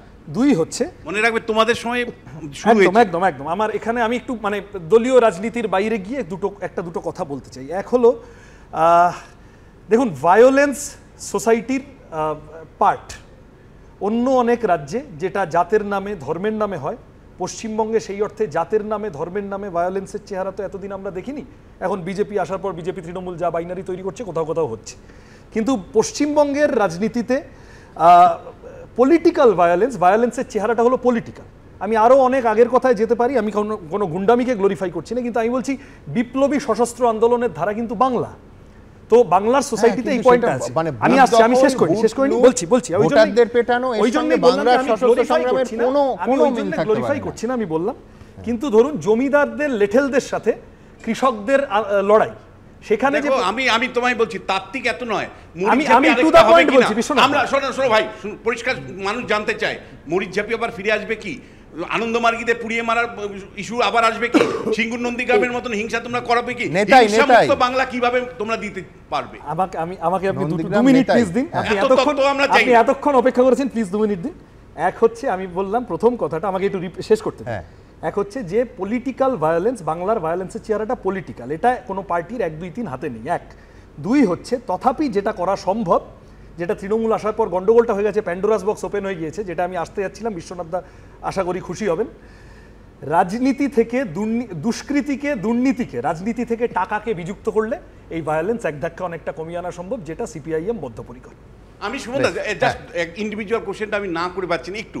একটা হলো দেবাংশুর কাছে প্রশ্নটা হলো যে মমতা বন্দ্যোপাধ্যায় থেকে শুরু করে মানে শুভেন্দু অধিকারী, মানে আজকের দিনে যত নেতা আছে সবাই ছাত্র রাজনীতি করে আজকে মূল রাজনীতিতে ঢুকেছে। 2017 সাল থেকে কার্যত তোমরা ছাত্রদের রাজনীতির থেকে দূরে রাখছো। কোনো বিশ্ববিদ্যালয় কলেজে নির্বাচন হচ্ছে না এক্সেপ্ট যাদবপুর বিশ্ববিদ্যালয়ে অথবা প্রেসিডেন্সি ছাড়া। এই যে ছাত্রদেরকে রাজনীতির মধ্যে ঢুকতে দিচ্ছ না, আমাদের চোখে ধরা পড়ছে যে লিডারশিপ ক্রাইসিস প্রত্যেকটা দল ভুগছে। তার কারণ অর্গানিক লিডার তৈরি হচ্ছে না, যেটা মমতা বন্দ্যোপাধ্যায় থেকে সেলিম থেকে শুরু করে সুজন চক্রবর্তী সবাই মানে ছাত্র রাজনীতির মধ্যে আজকে বৃহত্তম রাজনীতি করছে। ছাত্ররা গণতন্ত্রের অধিকার কবে পাবে? এক, এবার তোমাকে যে প্রশ্নটা আমি করতে চাই সেটা হলো যে দেখো, দীর্ঘদিন আমরা দেখেছি যে বৃদ্ধতন্ত্র নিয়ে আমরা সমালোচনা করেছি, আজকে বৃদ্ধরা দূরে সরে গেছে। এই নির্বাচনে কার্যত তোমার মতন ইয়ং মুখে ভরিয়ে দিয়েছে সিপিএম। তুমি দলকে কিভাবে আশ্বস্ত করতে পারো তোমার উইনিবিলিটি দিয়ে? মানে কি তোমার মেকানিজম, নতুন কি তুমি পদ্ধতি প্রচারে আনছো যার থেকে ভোটাররা আশ্বস্ত হতে পারে না এরা কিন্তু পুরনো সিপিএম নয়, এরা নতুন সিপিএম, এদেরকে ভোট দেওয়া যেতে পারে? আচ্ছা, আমি প্রথমত একটা কথা বলি বিশ্বনাথ দাকে, সেটা হচ্ছে সরকার চায় ইলেকশন হোক এবং আমাদের বিশ্বাস এটা যত তাড়াতাড়ি সম্ভব ছাত্র ইলেকশন সরকার করানোর চেষ্টা করবেন বিভিন্ন কলেজে, এবং এটা আমরাও চাই ব্যক্তিগতভাবে যত দ্রুত সম্ভব হোক। সেটা আমাদের সরকারের কাছে দাবি থাকবে, দলের তরফ থেকে সরকারের কাছে দাবি থাকবে। এবং এই কথাটা আমি নিশ্চিতভাবেই বলছি, বছরকে বছর বাদ তো পড়ে যাচ্ছে। 7 বছর 8 বছর সাংবাদিকরা প্রশ্ন করে বছরকে জেলে আছেন এবং যিনি বাইরে আছেন, দুই শিক্ষামন্ত্রী বারবার এই গল্প শুনতে আমার নিজের অভিজ্ঞতা আছে। আমার ছাত্রদের তোমরা বঞ্চিত করে রাখছো কেন? আমরা চাই যত দ্রুত সম্ভব আমার গরিব ছাত্ররা এসে নেতা হবে না, যত দ্রুত সম্ভব আমরা চাই ছাত্র ইলেকশন হোক। এবং অবশ্যই এই সমাজে ছাত্রের একটা বিরাট বড় রোল, ছাত্র সমাজের একটা বিরাট বড় রোল রয়েছে রাজনীতিকে কলুষমুক্ত করার ক্ষেত্রে। রাজনীতিতে যে এই যে টক্সিক বিষয়টা সেটা সরানোর ক্ষেত্রে আমি বিশ্বাস করি, কিন্তু আমি বলছি এটা আমরা চাই করতে, আমরা বলছি আমরা চাই করতে। অধিকার পাচ্ছে না, ক্যাম্পাসে ছাত্ররা রাজনীতি করার অধিকার পাচ্ছে না। তোমরা নিজেরা নেতা হবে আর আমার গরিব ছেলেরা বসে থাকবে। সবাই নেতা হোক, সবাই নেতা হোক। আমরা বারবার বলছি আমরা যে আজকে দলের এই জায়গাতে এসছি, আমরাও কিন্তু কোনো পয়সাওয়ালা বাবার ছেলে নই, ওই জায়গা থেকে আসেনি বিশ্বনাথ দা, আমরাও গরিব নিম্ন মধ্যবিত্ত ফ্যামিলি থেকে। এবং আমি বলছি যে টাইমটা আপনি বলছেন যে নতুন প্রজন্ম উঠে আসেনি, ওই টাইমটাতেই আমরা উঠেছি। ওই টাইমটাতেই আমাদের দলের ছাত্রনেতা সে তৃণাঙ্কুর ভট্টাচার্য বলুন, সুদীপের মতো ছেলে বলুন, সুপ্রিয়র মতো ছেলে বলুন, আমরা প্রত্যেকেই উঠেছি ওই টাইমটাতেই। কিন্তু আপনি যে স্পেসিফিক বলছেন তোমাদের পরে কে, আমরা চাই তো আসুন, তোমাদের পরে কে? আমরা চাই আসুন থেকে বন্ধ রেখে দিয়েছো কলেজগুলোতে, যদি সেই ছাত্ররা সুযোগ পাচ্ছে না গণতান্ত্রিক অধিকারের, ছাত্ররা সুযোগ পাচ্ছে না, তুমি গণতান্ত্রিক আমরা চাই দ্রুত আসুন, আমরা চাই দ্রুত আসুন। বেশ সৃজন, তোমাদেরকে ইয়ং জেনারেশনের হাতে ব্যাটন ছেড়ে দিয়েছে সিপিএম এর পুরনোরা।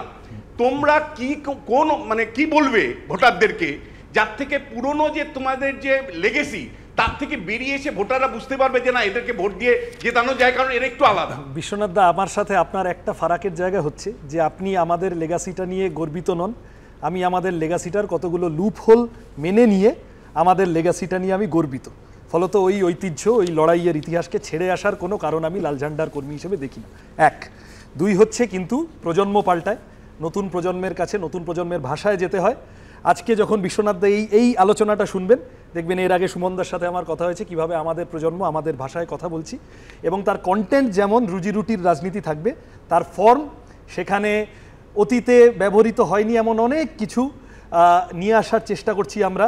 সেটা রাস্তায় দাঁড়িয়ে, সেটা হেঁটেও হতে পারে, সেটা নেটেও হতে পারে, কিন্তু যা দিয়ে নতুন মানুষ নতুন প্রজন্ম আকৃষ্ট হচ্ছে। আমার মোদ্দা কথাটা হচ্ছে, দেখুন নতুন করে কানেক্ট, হ্যাঁ, আমার কথাটা হচ্ছে যে আবরণের উপরে বিরাট জোর দিয়ে লাভ নেই বিশ্বনাথ দা।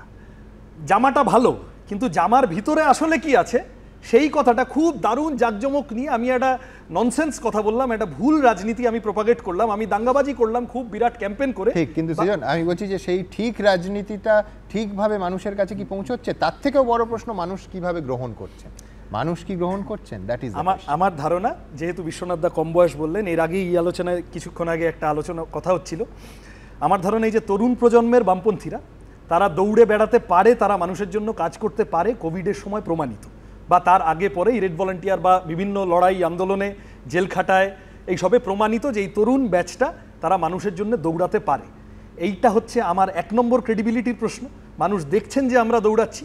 দ্বিতীয়ত, আমরা যে কথাগুলো নিয়ে দৌড়াচ্ছি সেই কথাগুলোর গুরুত্ব যে আছে, বিশ্বনাথ দা আমি বেশি কথায় যাব না, জাস্ট একটা উদাহরণ দেব। সিএএ লাগু করার পর, মন্দির মসজিদ করে দেওয়ার পর, ওই ময়ূরের পালক নিয়ে জলের তলায় ডাইভ মারার পর, নীতিশ কুমারকে ভাঙানোর পর ফাইনালি গিয়ে ভোট পাওয়ার জন্য কিন্তু লোক দেখানো হলো, গ্যাসের দাম পেট্রোলের দাম একটু কমাতে হলো। ফলত আমাদের কথার প্রাসঙ্গিকতা সেটা যে আছে, আমরা সেই কথা নিয়েই যাব। শুভময়দা, একটা আলোচনা তো আমাদের দেশে আজকাল প্রায় হারিয়েই যাচ্ছে আর কি, সেটা হচ্ছে যে রাষ্ট্রীয় ব্যবস্থার মধ্যে যে শিক্ষার কথা আর কি, এবং এটা কি আমাকে না ওকে? দুজনকে। আচ্ছা। এই রাষ্ট্রীয় ব্যবস্থার মধ্যে শিক্ষা, তার জন্যে আমাদের বাজেটে একটা সংস্থান রাখা, এবং এই শিক্ষার মাধ্যমেই তো মানুষ তারপর কাজটা পাবেন আর কি। এবার এই জায়গাটায় দাঁড়িয়ে, আমি পরে আরেকটা প্রশ্ন আছে কিন্তু প্রথমে এইটা করে রাখি, এই জায়গাটায় দাঁড়িয়ে যে দুজনের বয়সের যোগফলের চেয়ে আমার বয়স মাত্র 4-5 বছর কম আর কি, এইটা শিক্ষা নিয়ে আপনারা ঠিক কি ভাবছেন? অর্থাৎ শুধু লোকসভায় যাওয়া না যাওয়া তো আজকে নির্দিষ্ট নয়, কিন্তু গোটা ভারত জুড়ে শিক্ষার যে সরকারি ব্যবস্থা, সেই ব্যবস্থার ওপর আজকে কংগ্রেস আমল থেকে শুরু করে বিজেপি রাজত্ব, পশ্চিমবঙ্গে বামপন্থী আমল থেকে শুরু করে আজকে তৃণমূলের রাজত্ব, সরকারি স্কুলগুলোর যে দুরবস্থা আমরা চোখের সামনে দেখতে পাচ্ছি, শুধু এ রাজ্যে নয় গোটা দেশ জুড়ে।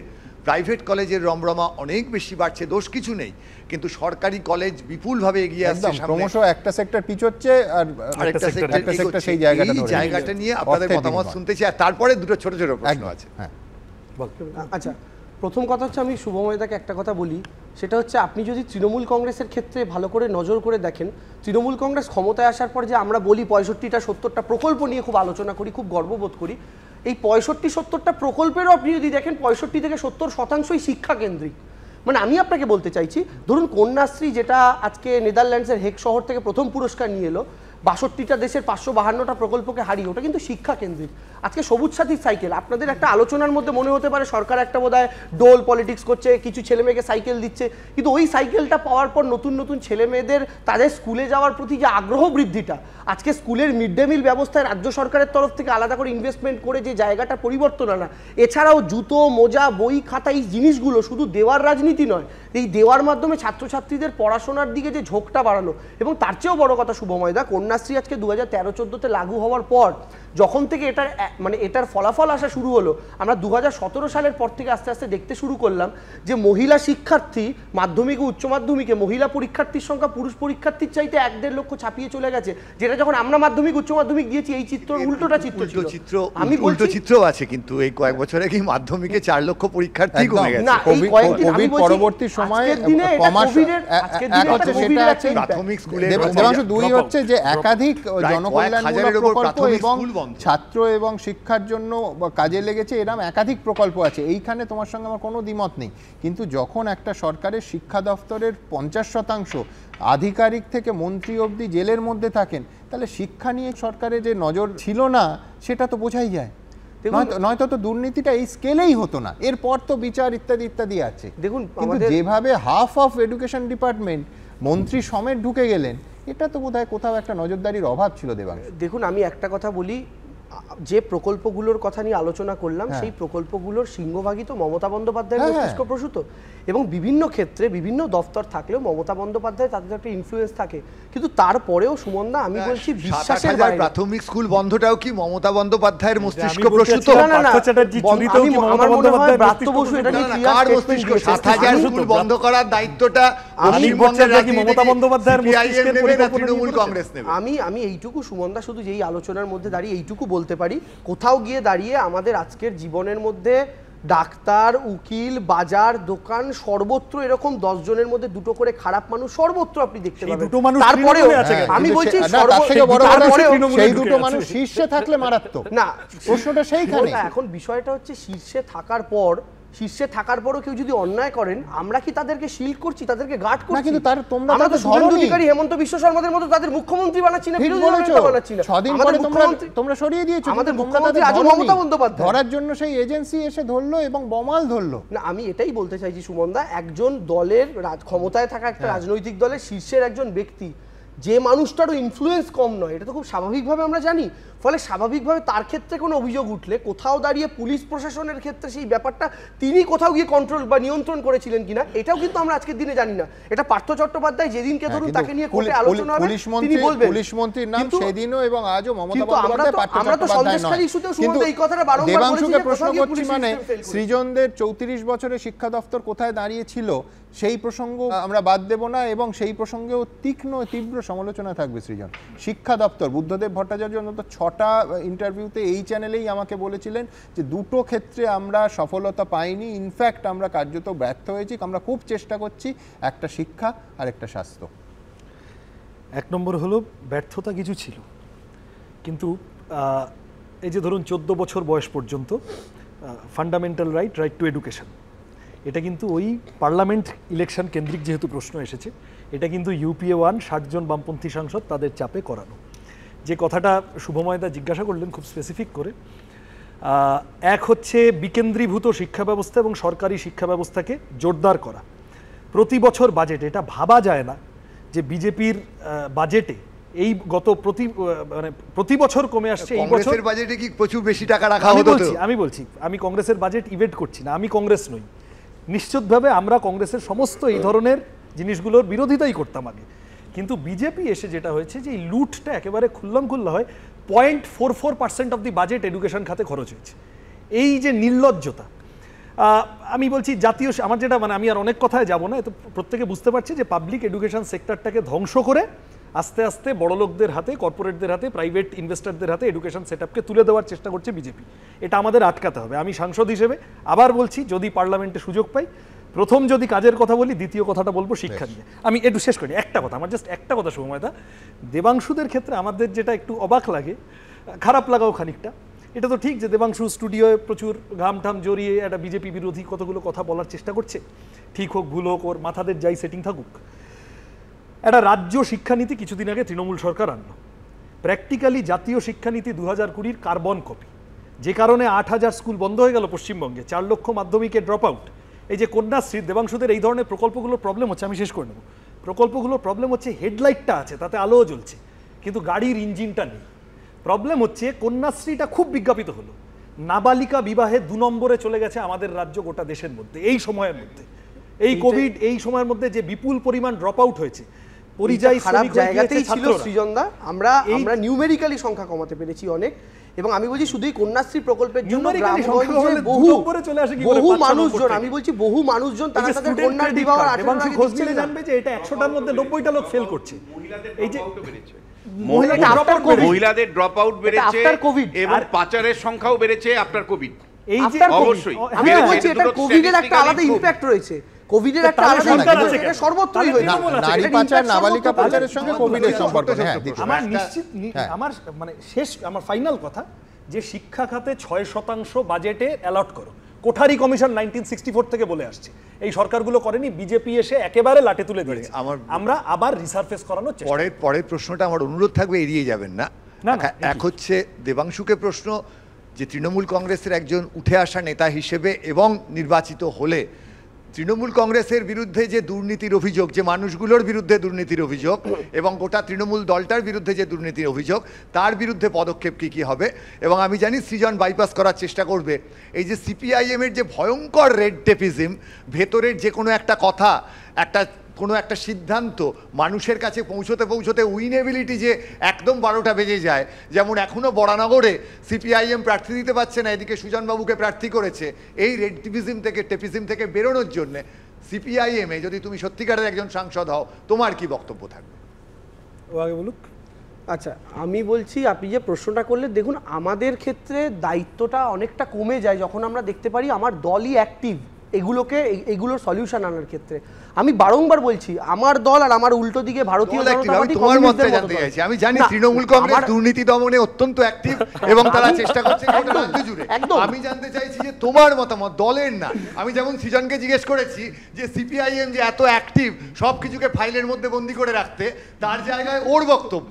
ফলে আমি তৃণমূল কংগ্রেসের বক্তব্য জানতে চাইছি না, পশ্চিমবঙ্গের একজন উদীয়মান নেতা হিসেবে তোমার বক্তব্য জানতে চাইছি। তৃণমূল কংগ্রেসের দুর্নীতি নিয়ে কি করবে তুমি? প্রথম কথা হচ্ছে আমি আলাদা করে করার জায়গায় কোথায়? আমি ধরুন সাংসদ নির্বাচিত হলাম, সৃজন বলবে সিপিএম আমি আলাদা করে করার জায়গায় না, আমি বলবো না। আমারটা কমপ্লিট আমি বলে নি একটু শুভময়দা। সেটা হচ্ছে যে আমি ধরুন এক জায়গায় সাংসদ হলাম, সেই নির্দিষ্ট এলাকাটা আমার দায়িত্বে পড়ে। ফলে আমি যে এলাকা থেকে নির্বাচিত হব সেই এলাকায় যেন একটা এই যে আপনি যে সমস্যাগুলোর কথা বলছেন সেই সমস্যা যেন মুক্তি লাভ, সেই সমস্যা থেকে যেন অনেকটা সরিয়ে আনতে পারি সেই এলাকাকে। আমার ওই এলাকা স্পেসিফিক আমার ওটা চেষ্টা থাকবে।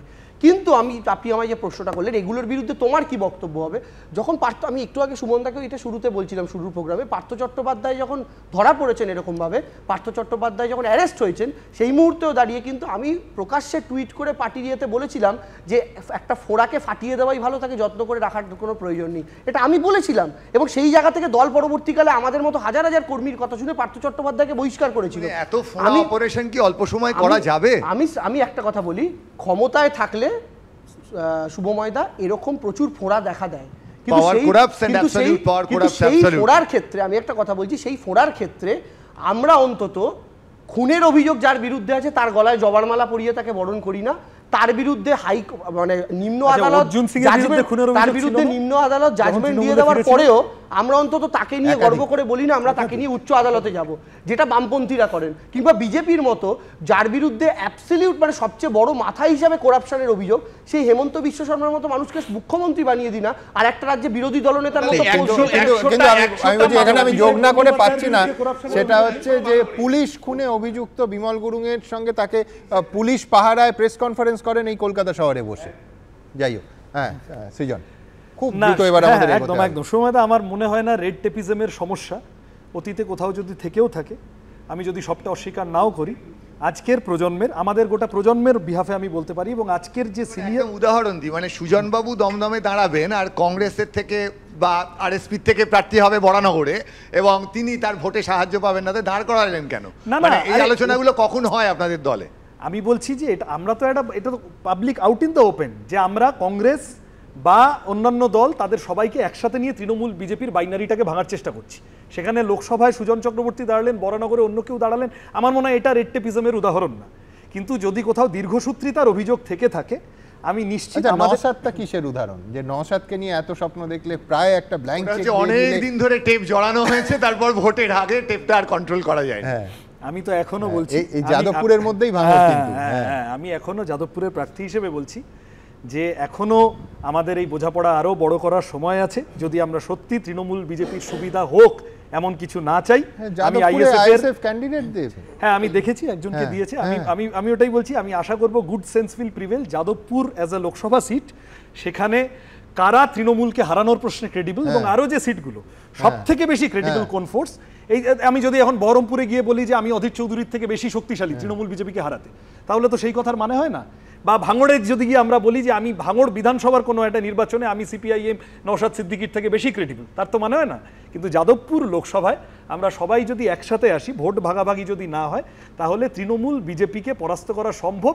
আমি আইএসএফ এর কর্মীদের কাছে যে তাহলে নওশাদ সিদ্দিকী বামেদের হাত ছাড়লেও বামেরা কি নওশাদ সিদ্দিকীর হাত ছাড়ছেন? না আমরা এখনো সৃজন দত্ত এমনি ভীষণ অনেস্টলি উত্তর দেন এবং খুব আমি ব্যক্তিগতভাবে অনেকেই অ্যাপ্রিশিয়েট করেন, আমিও করি। কিন্তু আমার সৃজনদার কাছে একটা প্রশ্ন থাকবে, সেটা হচ্ছে এই যে যখন আইএসএফ নিয়ে কথা হচ্ছে যে বিজেপি আর তৃণমূলের বাইনারিটা ভাঙার জন্য এতগুলো কথা সৃজনদা বললো, সৃজনদা বুকে হাত থেকে এই কথাটা বলতে পারবে? সৃজনদা এটা বিশ্বাস করো 2021-এর নির্বাচনে তোমাদের আইএসএফকে সঙ্গে নেওয়া সেটা বিজেপির সুবিধা করার জন্য নয়, এর অঙ্ক বিজেপিকে সুবিধা করার জন্য, এটা তুমি বুকে হাত থেকে বলতে পারবে? কেন 2021-এর নির্বাচনী আইএসএফ এর মতো একটা দল যারা একটা নির্দিষ্ট ধর্মকেন্দ্রিক রাজনীতি করে তাদেরকেই তোমাদের সঙ্গে নেওয়ার দরকার পড়লো? তোমার মনে থাকবে, আমি এক সেকেন্ড শুনুন, তোমার মনে থাকবে তাহলে তুমি যদি আইএসএফ কে ধর্মকেন্দ্রিক দল বলে ব্র্যাকেট করে তুমি যা যা ইঙ্গিত করতে চাইছো, তাহলে আমাকে সেটা বিশ্বাস করো না? আমি বলছি তাহলে আমাকে তৃণমূল যে বিরাট বিজেপির বিরুদ্ধে লড়ছে তার সিদ্দিকুল্লাহ মনে করাতে হবে, তার ইমরান মনে করাতে হবে, সিমির সাথে যোগাযোগ ছিল, খাগড়াগড়ে বিস্ফোরণ, সে তোমাদের রাজ্যসভার এমপি হয়ে বসেছিল আমাদের, এবং বিভিন্ন রকমের বিজেপির নেতা আরএসএস এর লোক, তাদেরকে তোমরা ধরে ধরে কোথায় কোথায় এই তর্ক অনন্তকাল চলতে হবে। কিন্তু দেবাংশু কি বুকে হাত দিয়ে বিশ্বাস করে যে এই যে ডায়মন্ড হারবারে নিজে দাঁড়ালেন না নওশাদ সিদ্দিকী, সেটা কাকে সুবিধে করে দেয়া? অভিষেক বন্দ্যোপাধ্যায়কে সুবিধে করে দেয়া নয়? আপনার কথা অনুযায়ী আমি তো সিপিএম নই, আমি বুকে হাত দিয়ে আপনাকে বলছি, আমি দুহাত দিয়ে বলছি, আমি এটা মনে প্রাণে বিশ্বাস করি যে নওশাদ সিদ্দিকী প্রথমে বলেছিলেন সিপিএম এর উস্কানিতেই, সিপিএম এর যেমন বিজেপির অনেক গোপন উস্কানিতেই বলেই চললেন, রিপিটেডলি, কিন্তু পরবর্তীকালে তিনি যখন গ্রাউন্ডের পরিস্থিতিটা একটু ঠাউর করতে তো সময় লাগে, তিনি যখন ঠাউর করে উঠলেন বাস্তব পরিস্থিতি কি, তিনি বুঝলেন এখনো পর্যন্ত আমি অপরাজেয়। যেমন ধরুন সজল ঘোষ, তার একটা সুবিধা হচ্ছে তিনি অপরাজেয় বলতে পারেন, আমি প্রথম ইলেকশন দাঁড়িয়ে প্রথম ইলেকশন জিতেছি। নওশাদেরও সেই ব্যাপারটা আছে। এখন সজল ঘোষ যেমন এখন বিপদে পড়ে গেছেন, ওকে বরানগরের টিকিট দিয়ে শুভেন্দু অধিকারী ওর অপরাজেয় তকমাটা কেড়ে নিতে চাই, যেখানে জানে ও হারার পরে এই কথাটা বলতে পারবে না।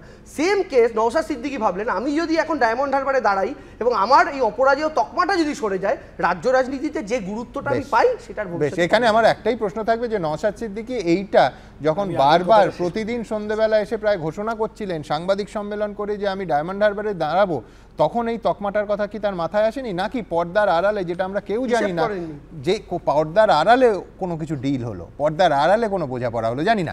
কিন্তু পরের প্রশ্ন, আমি একটা কথা আমি 1.5 ঘন্টা এই অনুষ্ঠানের মাধ্যমে ভাঙড় সহ সর্বত্র যাদবপুর লোকসভার আইএসএফ কর্মী সমর্থকদের কাছে আবেদন করতে চাই, আমরা হাত বাড়িয়ে আছি, তৃণমূল বিজেপির সুবিধা হয় এমন কিছু করবেন না। বাস দুটো ছোট ছোট প্রশ্ন আগে সৃজনকে করব, তারপরে আমি দেবাংশুতে আসছি। প্রথম নম্বর হচ্ছে সিপিএমকে লোকে ভোট দেবে কেন? যতবার দায়িত্বে এসছে, যখনই দায়িত্ব নেওয়ার সময় এসছে, আমি 1996 সালে প্রধানমন্ত্রীর পদ ছেড়ে দিলেন আমাদের সবার বুকে শেল মেরে, এটা জ্যোতিবাবু, সেটা আমরা দেখেছিলাম। 2004 সালে 61টা সদস্য নিয়ে যখন সোনিয়া গান্ধী হাতে পায়ে ধরছেন যে 4টে ক্যাবিনেট বার্থ, সিপিএম বলল না আমরা নেব না। তো এই রাজ্যের কি উন্নতি হবে? কেন আমরা সিপিএমকে ভোট দেব? যখনই দায়িত্বের প্রশ্ন আসে দায়িত্ব তারা সার্ভ করে চলে যায়, তাহলে আমরা দেবো কেন ভোট? দ্বিতীয় আর একটা প্রশ্ন, যে এই যে যেহেতু ম্যানিফেস্টো থেকে এসছে, ম্যানিফেস্টো কালকেই বেরিয়েছে, কিন্তু 9 পাতায় আমি দেখলাম অদ্ভুতভাবে লেখা আছে 33% মহিলাদের জন্য আইনসভায় সংরক্ষণ। এটা কি না জেনে নাকি বিভ্রান্ত করার জন্য? কারণ এটা তো আইন অলরেডি হয়ে গেছে। দ্বিতীয় যে তার ওই একই পাতাতে লেখা আছে যে মহিলাদের পারিবারিক এবং বৈবাহিক যে সম্পত্তির অধিকার, সেটাকে সমানাধিকারে নিয়ে আসতে হবে, সেই আইনের দাবিতে লড়বে। এখন এখানে হিন্দু কোড বিল, সাকসেশন অ্যাক্ট 1956 এবং তারপরে সুপ্রিম কোর্টের রায় অনেকটা নিয়ে এসছে, অনেকটা সমানাধিকারের জায়গায় নিয়ে এসছে, কিন্তু মুসলিম কোড কিন্তু পার্সোনাল লই চলে। তাহলে কি ঘুরিয়ে সিপিএম ইউনিফর্ম সিভিল কোডের কথাই বলছে, বিজেপির কথাই বলছে, কিন্তু ঘুরিয়ে বলছে? 1, 2, 3 করে বলি। হ্যাঁ, কিন্তু খুব দ্রুত, কারণ আমরা সময় ইতিমধ্যে অতিক্রম করে গেছি। প্রথম প্রশ্ন হলো, এই মুহূর্তে বিজেপি হারবে, বিজেপি হেরে যারা ক্ষমতায় আসবে দিল্লিতে, সেটা হলো ইন্ডিয়া জোট। ইন্ডিয়া জোটে মমতা ব্যানার্জি নেই, ইউনিফর্মালি জানিয়ে দিয়েছেন। আমি শেষ করিনি, ইন্ডিয়া জোটে বলে দিয়েছেন যে ওখানে সিপিএম সব কন্ট্রোল করে, আমি ওখানে থাকবো না। 1, 2 হচ্ছে যে আমরা অতীতে, আমি তো যা শুনেছি সকলেই শুনেছেন, অতীতে ঠিক এই নিয়ে বিতর্ক হয়েছে। আপনি জানবেন সম্ভবত 2001 বা 2 সালে আমাদের পার্টি একদম ডকুমেন্টেড করে বলেছে আমরা যদি ভবিষ্যতে সুযোগ পাই এই ধরনের, আমরা তাহলে দিল্লির সরকারে যাব। তার থেকেও বড় ফিলোসফিক্যাল প্রশ্নটা যেটা, যে বামপন্থীরা শক্তিশালী হলে আসলে 100 দিনের কাজ, আসলে আরটিআই, আসলে right two education, rural health mission ইত্যাদি প্রশ্ন সামনে আসে, যেটা কোনো সমস্ত ক্যাবিনেট থেকে ছেড়ে দিয়ে গোটা আমি আপনার কথা পথে বসিয়ে চলে, এই প্রশ্ন এসেছে অতীতে। আমি আপনাকে 2024 সালের সিপিআইএম এর কথা বলতে পারি এবং দায়িত্ব নিয়ে বলতে পারি, সিপিআইএম যদি মানুষের সমর্থন পায়, সিপিআইএম সেন্টারের পলিসিকে জনমুখী দিকে প্রভাবিত করার জন্য সর্বোচ্চ করবে পার্লামেন্টের ভিতরে বাইরে নীতি নির্ধারণের প্রশ্নে। 1 আর 2 ছিল 1 9 নম্বর পাতাতে মানে আইনসভায় মহিলাদের সংরক্ষণ 33% হয়ে গেছে। এইটার প্রথম কাজ করে প্রথম এই দাবি তুলেছিলেন গীতা মুখার্জি, সিপিআই এর এমপি।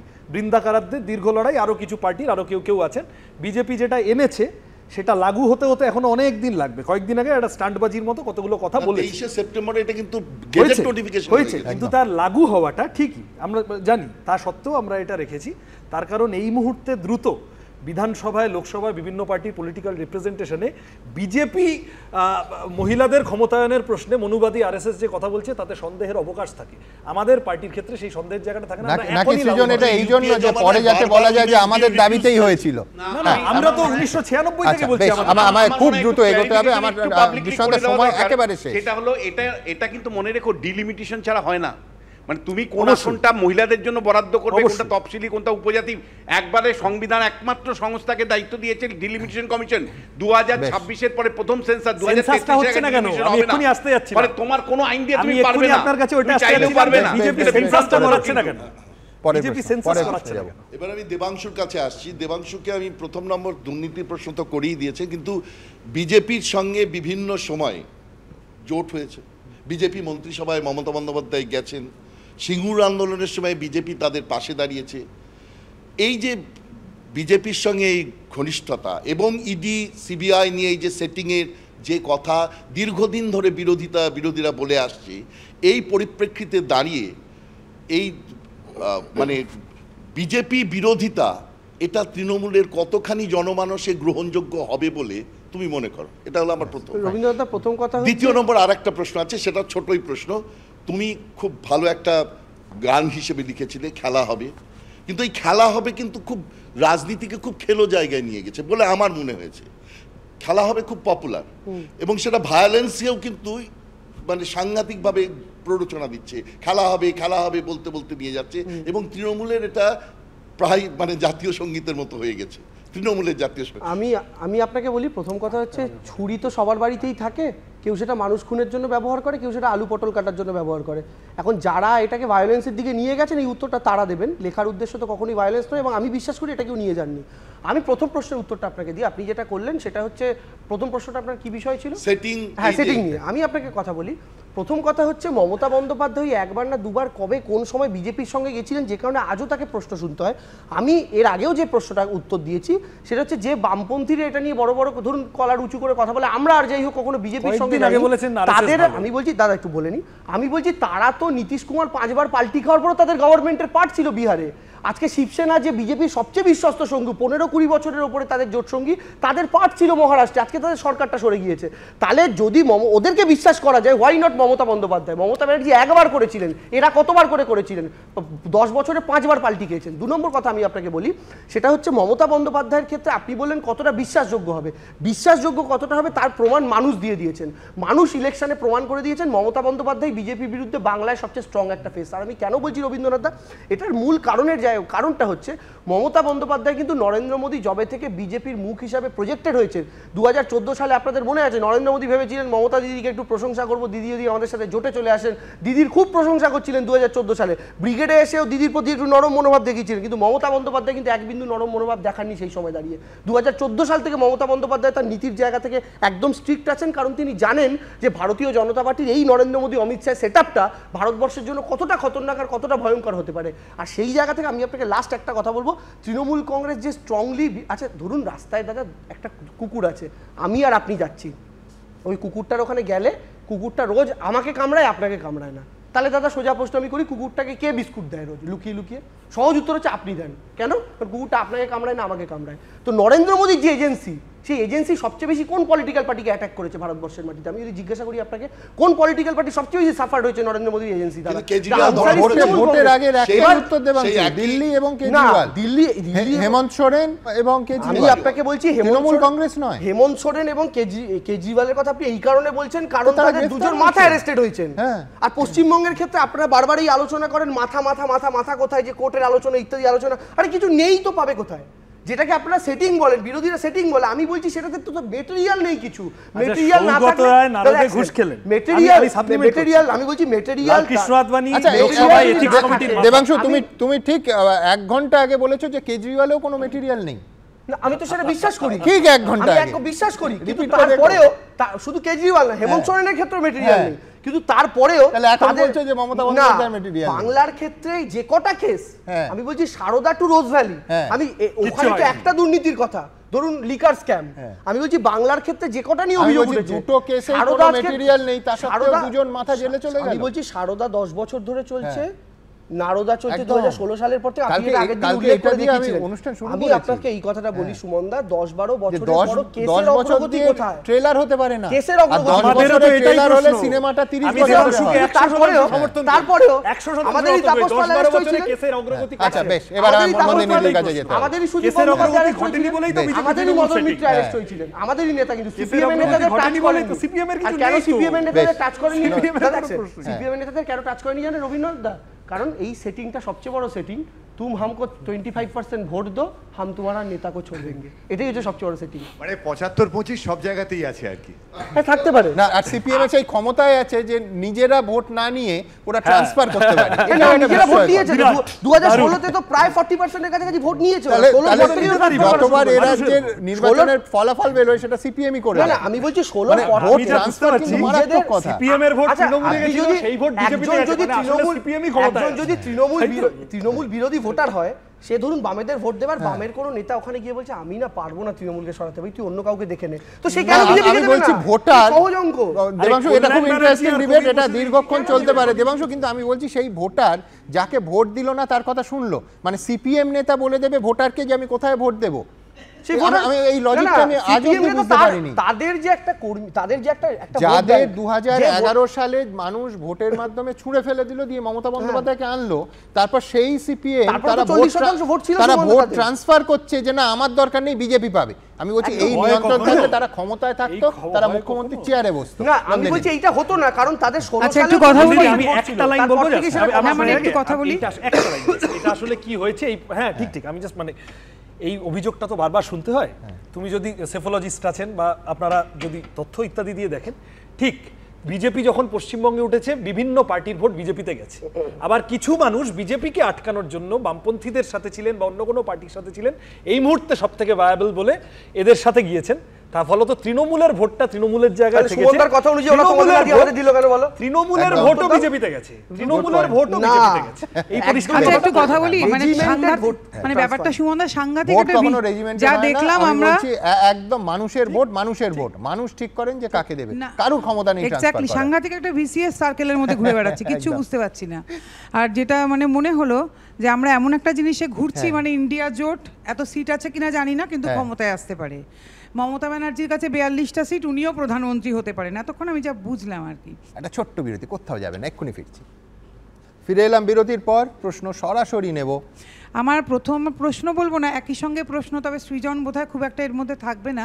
আচ্ছা আমি দেবাংশুর কাছে একটা জিনিস জানতে চাই। দেবাংশু, গতকাল শুনলাম তৃণমূলের সুপ্রিমো বলছেন যদি তৃণমূলকে ভোট না দেন, কন্যাশ্রী, রূপশ্রী, স্বাস্থ্যসাথী, সবুজ সাথী সব বন্ধ হয়ে যাবে। আমার একটা কথা বলুন, এগুলো তো রাজ্যের প্রকল্প, এটা তো লোকসভা ভোট, উনি কি এটা বলতে পারেন? আমি প্রথমে কথা জানতে চাই, এটা তো রাজ্যের প্রকল্প, এটা বিধানসভা ভোট হলে তার একটা জাস্টিফিকেশন হতো।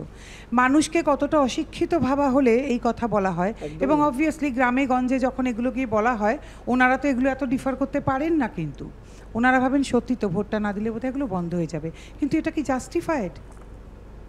আরেকজন গিয়ে বলছেন সেকেন্ড পজিশন, যদি যথেষ্ট মানে না আসে ডিফারেন্স, আপনারা আপনাদের পদ হারাবেন, কাউন্সিলর থাকবেন না, পঞ্চায়েত প্রধান থাকবেন না, এটা কি জাস্টিফাইড? আমরা কি এইগুলো বলতে পারি? এটা তো হুমকি। আপনি একজন তরুণ তুর্কি হিসেবে, আপনি তো এবারের এমপি, আমরা খুব খুশি যে আপনাদের মতন মুখরা উঠে আসছেন, তবেই হয়তো রাজনীতি বদলাবে। কারণ আপনাদের মতন তরুণ প্রজন্ম যারা এত দুর্নীতিতে হয়তো জড়াতে চান না, আপনারা এলেই কিন্তু এদেশের রাজনীতি বদলাবে। আপনি খোলা মন নিয়ে বলুন তো, এগুলো কি সত্যিই বলা যায়? আপনি কি আপনার প্রচারে এই ধরনের কথা বলছেন? আমি জানতে চাই আপনার কাছে। প্রথম কথা হচ্ছে অভিষেক বন্দ্যোপাধ্যায় আমাদের all India general secretary. All India নয়, কারণ আপনারা নিজেরাই সর্বভারতীয় দল নন, কেন অল ইন্ডিয়া বলেন বারবার? এআইএডিএম কেও অল ইন্ডিয়া, দ্রাবিড়া, বলেন, আপনারা তো সর্বভারতীয় দলে তকমা অল ইন্ডিয়ার কয়েকদিনের মধ্যে হয়ে যাবে, এটা দেখে নেবেন। আমি যেটা বলতে চাইছি, আমাদের পার্টির নাম AITC, all India Trinamool Congress, এবং আমাদের অল ইন্ডিয়া জেনারেল সেক্রেটারি। মেঘালয়ের মতো রাজ্যে আমাদের 5টা এমএলএ রয়েছে, গোয়ার মতো রাজ্যে আমাদের 10% ভোট আছে। আপনি আমার কথাটা তো ফলে আমি ওটাই দিচ্ছি, আপনি আমার পার্টির নাম নিয়ে যাবেন না প্লিজ। আমি আপনাকে যেটা বলতে চাইছি সেটা হচ্ছে যে আমার দলের ক্ষেত্রে অভিষেক বন্দ্যোপাধ্যায় আমার দলের একজন অভিভাবক, তিনি আমার পার্টির জেনারেল সেক্রেটারি। সেই জায়গা থেকে কোনো জায়গার কাউন্সিলর বা পঞ্চায়েত সদস্য তিনি মনে করেন, তিনি একদম বলতে পারেন, তিনি যদি মনে করেন, আমি আপনাকে বলছি একটা ইলেকশন, একটাই কথা বলুন, উনি হুমকিটা দিতে পারেন। দিদি প্রশ্ন 2 মিনিটে উত্তর 30 সেকেন্ড, এটা তো হয় না। আপনি আমাকে একটা কথা উত্তর দিন শুধু। আমি বলছি সেটা হচ্ছে ইলেকশন অনেকাংশে পঞ্চায়েত সদস্য এবং কাউন্সিলরদের সাধারণ মানুষের প্রতি ব্যবহারের উপর নির্ভর করে। না, এটা এরকম ওপেন স্টেজে উনি হুমকি দিতে পারেন। এবার সেই জায়গা থেকে দাঁড়িয়ে প্রাইভেট আলোচনায় ভেতরে কি হবে আমি জানতে চাই না। না, উনি তো ভেতরে আলোচনাতেই বলেছেন। না, স্টেজে দাঁড়িয়ে বলেছেন, তাহলে আমরা শুনলাম কি করে? না, এটা তো সংবাদ মাধ্যম বলেছে, অভিষেক বন্দ্যোপাধ্যায় আমি নিজের কানে শুনেছি। বন্দ্যোপাধ্যায় এই কথা বলেছে। মমতা বন্দ্যোপাধ্যায়ের যে অংশটা সেটা মঞ্চের মমতা বন্দ্যোপাধ্যায় মঞ্চের উপর বলেছেন, অভিষেক বন্দ্যোপাধ্যায় এটা ভেতরের মিটিংয়েই বলেছেন, দলীয় সভায় বলেছেন, মিডিয়া এটাকে কোর্ট হিসেবে তুলে ধরেছে, সূত্রের খবর। তো সূত্রে একটা পার্টির মাথা মিডিয়াকে এলাও করা হয়েছে তো বলতে। আরে আমি না, মিডিয়ার ওখানে গল্প ছিল না, উনি যেটা বলছেন তার কোনো রিজয়েন্ডার আসেনি। আমি বলছি যে দলের অভ্যন্তরে দাঁড়িয়ে একজন নেতা তার কাউন্সিলর, এমএলএ, এমনকি সমস্ত পদাধিকারীরা বলতেই পারে যে তোমরা যদি ভোট এনে দিতে না পারো তোমাদের পথ থাকবে না। এটা অস্বাভাবিক কিছু না, কিন্তু পাবলিক মঞ্চের উপর থেকে যেটা বলেছেন, যেটা মানে বলা হয়েছে কি যে এটা আমাদের দলের পক্ষ থেকে বলা উচিত হয়নি, বা কেন মিডিয়া বার করলো? আমি তো আমার দলের কর্মীদের না, আমরা প্রথম অংশটায় আসি, সেটা হচ্ছে উনি বলছেন যে মমতা বন্দ্যোপাধ্যায় কালকে যেটা বলেছেন সেটা তো মঞ্চের উপর থেকেই বলেছেন, না হলে প্রকল্পগুলো বন্ধ হয়ে যাবে। আচ্ছা, ওইটার কথা বলুন, ওইটার আমি উত্তরে আসছি আপনার কাছে। দেখুন, কেন্দ্রের সরকার তারা যখন পলিটিক্যাল পার্টি হিসাবে 2021-এ ফাইট করলো, 2021-এ ভারতীয় জনতা পার্টি হেরে যাওয়ার পর বাংলার আবাসের টাকা বন্ধ করেছে। আমি সে কথা জিজ্ঞেস করিনি তো আপনাকে, আমি আপনাকে ওই উত্তরটাই দিচ্ছি। আমাকে দেবেন, আমি আপনাকে বলছি, আমি আপনাকে ওটারই উত্তর দিচ্ছি ম্যাডাম, এটার সাথে কানেক্টেড। আপনি প্লিজ শুনে নিন, আপনি একটা মিনিট শুনে নিন, তারপরে বুঝতে পারবেন। আমি যেটা বলতে চাইছি, তারা ক্ষমতায় থেকে চলে যাওয়ার পর, যদিও এটা তো তারা লিগালি পারে না, কিন্তু তারপরেও তারা 100 দিনের টাকা বন্ধ করেছে, আবাসের টাকা বন্ধ করেছে। ঠিক সেভাবেই ভারতীয় জনতা পার্টি যদি কেন্দ্রে আবার ক্ষমতায় আসে, বাংলাকে অর্থনৈতিকভাবে ড্রাই করে দেবে। আর বাংলাকে অর্থনৈতিকভাবে ড্রাই করে দিলে এই প্রকল্পগুলো চালাতে আমাদের অসুবিধা হবে। আমি আপনাকে এটাই বলতে চাইছি, এটার অর্থ এটাই। এটার অর্থ এটাই। মমতা বন্দ্যোপাধ্যায় বলেছেন বিজেপি জিতলে লক্ষ্মীর ভান্ডার বন্ধ হয়ে যাবে, কন্যাশ্রী বন্ধ হয়ে যাবে, তৃণমূল না জিতলে বন্ধ হয়ে যাবে, এটা বলেছেন তো। তৃণমূল জিতলেও বাকি তৃণমূল কেন্দ্রে ক্ষমতায় বসবে? মমতা বন্দ্যোপাধ্যায় এটা বলেছেন তো তৃণমূল জিতলে বন্ধ হয়ে যাবে। আপনি জানেন, কিন্তু আপনি ঠিক জবাব। আমি বলছি মমতা বন্দ্যোপাধ্যায় এটা বলেছেন তো তৃণমূল জিতলে বন্ধ হয়ে যাবে। এনিওয়ে, আমার মনে হয় ম্যাডাম এটা বলুন, মমতা বন্দ্যোপাধ্যায় এটা বলেছেন তো তৃণমূল জিতলে বন্ধ হয়ে যাবে। মানে আপনার প্রশ্নটা কি ছিল? না জিতলে বন্ধ হয়ে যাবে। তা আমি তো ওই উত্তরটাই আপনাকে দিচ্ছি, কেন তৃণমূল না জিতলে বন্ধ হয়ে যাবে? যদি রাজ্যে তৃণমূল না জিতলে তৃণমূল তো কেন্দ্রে বসবে না। আমি বিষয়টা এবার আমি ইন্টারফেয়ার করতে চাই। আমি বলছি দেবাংশু, পুরো জিনিসটা হচ্ছে যে সরকারি প্রকল্পের যে সুবিধে সাধারণ মানুষ, সাধারণ নাগরিকরা পান, সেইটা বন্ধ হয়ে যাওয়া এবং বন্ধ হয়ে যাবে এই হুমকি নিয়ে। তার কারণ তোমারও একটা ফেসবুক পোস্ট, আমি মমতা বন্দ্যোপাধ্যায়, অভিষেক বন্দ্যোপাধ্যায়কে সরিয়ে রাখছি, তুমিও রেখা দেবী যখন প্রার্থী হলেন তুমি বললেন যে কেন সম্ভবত লক্ষ্মীর ভান্ডার এবং আরেকটি প্রকল্প তিনি পাচ্ছেন। আমি বলছি স্বাস্থ্যসাথী বা লক্ষ্মীর ভান্ডার প্রকল্প পাওয়ার অধিকার এ রাজ্যের মমতা বন্দ্যোপাধ্যায় যে প্রকল্প করেছেন সবার। তিনি বিজেপি করেন, বিজেপির প্রার্থী হতে পারেন, বিজেপির আরো বড় নেতা হতে পারেন, এটা হচ্ছে সাধারণ মানুষের তোমার আমার করের টাকা। এটা মমতা বন্দ্যোপাধ্যায় তৃণমূলের টাকা নয়, তো সেটা কোনো দ্বিধাদ্বন্দ্বের জায়গাটা কোথায়, কটাক্ষেরই বা জায়গাটা কোথায়? আমি বলছি, আপনি যদি আমার পোস্টটা পড়েন, সেই পোস্টে আমি লিখেছিলাম বসিরহাটের বিজেপি প্রার্থী রেখা দেবী নিজেই স্বাস্থ্যসাথীর সুবিধা নেন, তার পরবর্তীকালে অধিকার। আমি বলছি নয় কেন আমাদের নাম পাল্টাতে হবে, দুয়ারে সরকার বলা যাবে না, বলতে হবে প্রকল্পের নাম তৃণমূলের দুয়ারে সরকার। প্রশ্নটা কেন তুলেছি, তার কারণ হচ্ছে তার আগেই বিজেপিরা যখন বসিরহাটে মিটিং করছে তখন এই রেখা দেবীকে পাশে বসিয়ে চিৎকার করে বলছে মমতা বন্দ্যোপাধ্যায়ের কোনো উন্নয়নের প্রকল্প আমাদের এখানকার মানুষ পান না। এই কথাটা যখন তারা বলছেন তার উত্তরে আমাকে ওটা পোস্ট করতে হয়েছে যে রেখা দেবী স্বয়ং পান, তাহলে কি করে তারা পান না বলতে পারে? এই প্রশ্নটা খুব ক্লিয়ারলি আমি কেন বলেছি, আমি বলছি সুমনদা, আজকে যদি আমরা খোঁজ খবর করা শুরু করি, বিজেপির আরো 25টা নেতা বাবু যার বাড়ির লোক এই সমস্ত প্রকল্পে শুনতে, আমি তো করিনি, আমি রেখা পাত্রকে নিয়ে স্পেসিফিক্যালি করেছি এই কারণে। দুটো জায়গা থেকে আপত্তি, একটা হলো এটা beyond the dignity, development with ডিগনিটির কথা সবাই বলে, সম্মানের সাথে উন্নয়নটা করা উচিত। একজন বেনিফিশিয়ারিকে দাগিয়ে দেওয়া এটা আমি মনে করি অত্যন্ত নিম্নমানের কাজ। সেই বেনিফিশিয়ারি আমি কোনো সুবিধা পাই না, রাইট টু প্রিভিয়াসিকে তুমি ভায়োলেট করেছো, তার ব্যাংক অ্যাকাউন্ট, তার আধার অ্যাকাউন্ট থেকে শুরু করে একের পর এক তুমি তথ্য ফাঁস করে দিয়েছো। আমার প্রশ্ন, সেই বেনিফিশিয়ারি যদি বলেন যে আমি পাই না কোনো প্রকল্প, হবে না কেন? আইনের চোখে দোষী হবে না কেন? তুমি তো আইনের চোখে দোষী, তুমি রাইট টু প্রাইভেসিকে ব্রেক করেছো, ফান্ডামেন্টাল রাইটকে ব্রেক করেছো। তোমার সেই অধিকার কে দিয়েছে তোমাকে? আমি যে জিনিসগুলো পোস্টে এসছে তার মধ্যে অধিকাংশ জিনিসই তিনি যখন নমিনেশন ফাইল করবেন তাকে জমা দিতে হবে। আমি বলছি আমি একটা কথা বলছি, কোনো ব্যক্তিগত প্রকাশ্যে আসবে।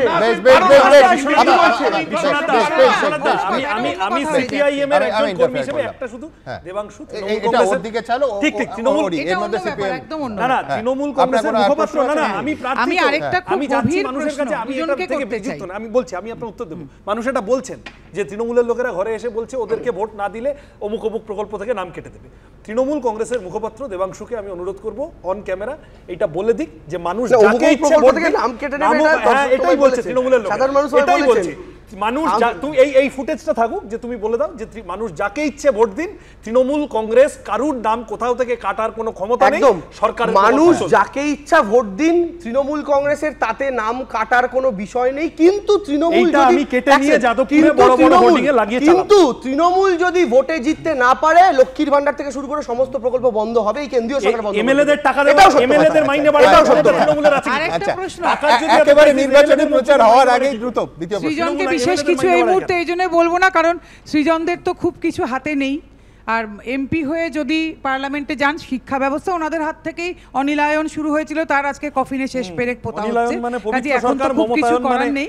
হ্যাঁ, ওই অনিলায়ন হয়ে মমতায়ন হয়ে আজকে কফিনে শেষ পেরেক পুঁতেছি আমরা, বিশেষ কিছু না। কিন্তু দুজনকে না একটা প্রশ্ন করতে চাই।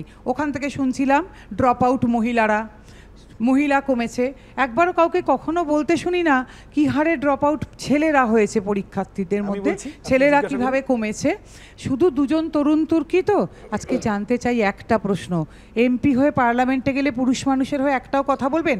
কারুর তো দম নেই একটা ম্যানিফেস্টোতে একটা লাইন লেখার। একটা মেন্স কমিশন দেশে দরকার। একটা কথা পুরুষ মানুষের হয়ে বলতে পারবেন? কারণ রাজনৈতিক নেতারা আপনারা সবচাইতে বেশি ভালনারেবল। আপনাদের সবার আগে দাগিয়ে দেওয়া যায় চরিত্র হনন বলুন, ড্রাগের কেস বলুন, যা খুশি বলুন। আপনারা কি সত্যি একটাও কথা পার্লামেন্টে দাঁড়িয়ে বলতে পারবেন? প্রথম কথা, বিশ্বাস করেন এদেশে পুরুষ মানুষ সত্যি অত্যাচারিত, নির্যাতিত, তাদের অবস্থা খুব খারাপ, তাদের জন্য কিচ্ছু নেই? সত্যি বলতে পারবেন? আপনাদের দুজনের কাছে একটা প্রশ্নের উত্তর চাই, কারণ আমি পুরুষ অধিকার কর্মী, এটুকু মনে করি আমার অধিকার। আপনি যে বিরাট আলোচনার দিগন্ত উন্মুক্ত করছেন সেটা সুমনদা আমাকে সময় দেবে না। আমি একটা লাইনই আপনাকে বলছি, আমরা যখন মানুষের মানুষ বলিনি, পুরুষ বলেছি। শেষ করি প্লিজ, উত্তর দেবেন। হ্যাঁ, আমি উত্তর দেব। আপনি যদি একটু ওইটা কমিয়ে হাতে রাখেন এখানে, আমি উত্তর দেব। সেটা হচ্ছে যে আমরা যখন বলছি মানুষের রুজি রুটির সমস্যা সমাধান করব, আমি বলছি এই জন্য আপনাকে বললাম আপনি কাইন্ডলি প্লিজ একটু ওইটা নামিয়ে রাখেন। তার মধ্যে আমরা তো পুরুষ মহিলা নির্বিশেষে করছি, আমাদের কখন আলাদা করে দুটো কথা বলতে হয়, প্লিজ প্লিজ প্লিজ হাত জোড় করছি, আমাদের কখন আলাদা করে কোনো সেকশনের কথা বলতে হয়? যখন এটা বিভিন্নভাবে দেখা যায় যে বহু বছরের ইতিহাস আমাদের দেখিয়েছে কোনো পার্টিকুলার সেকশন তার সেই পরিচিতির কারণে বাড়তি অপ্রেসড হয়েছে।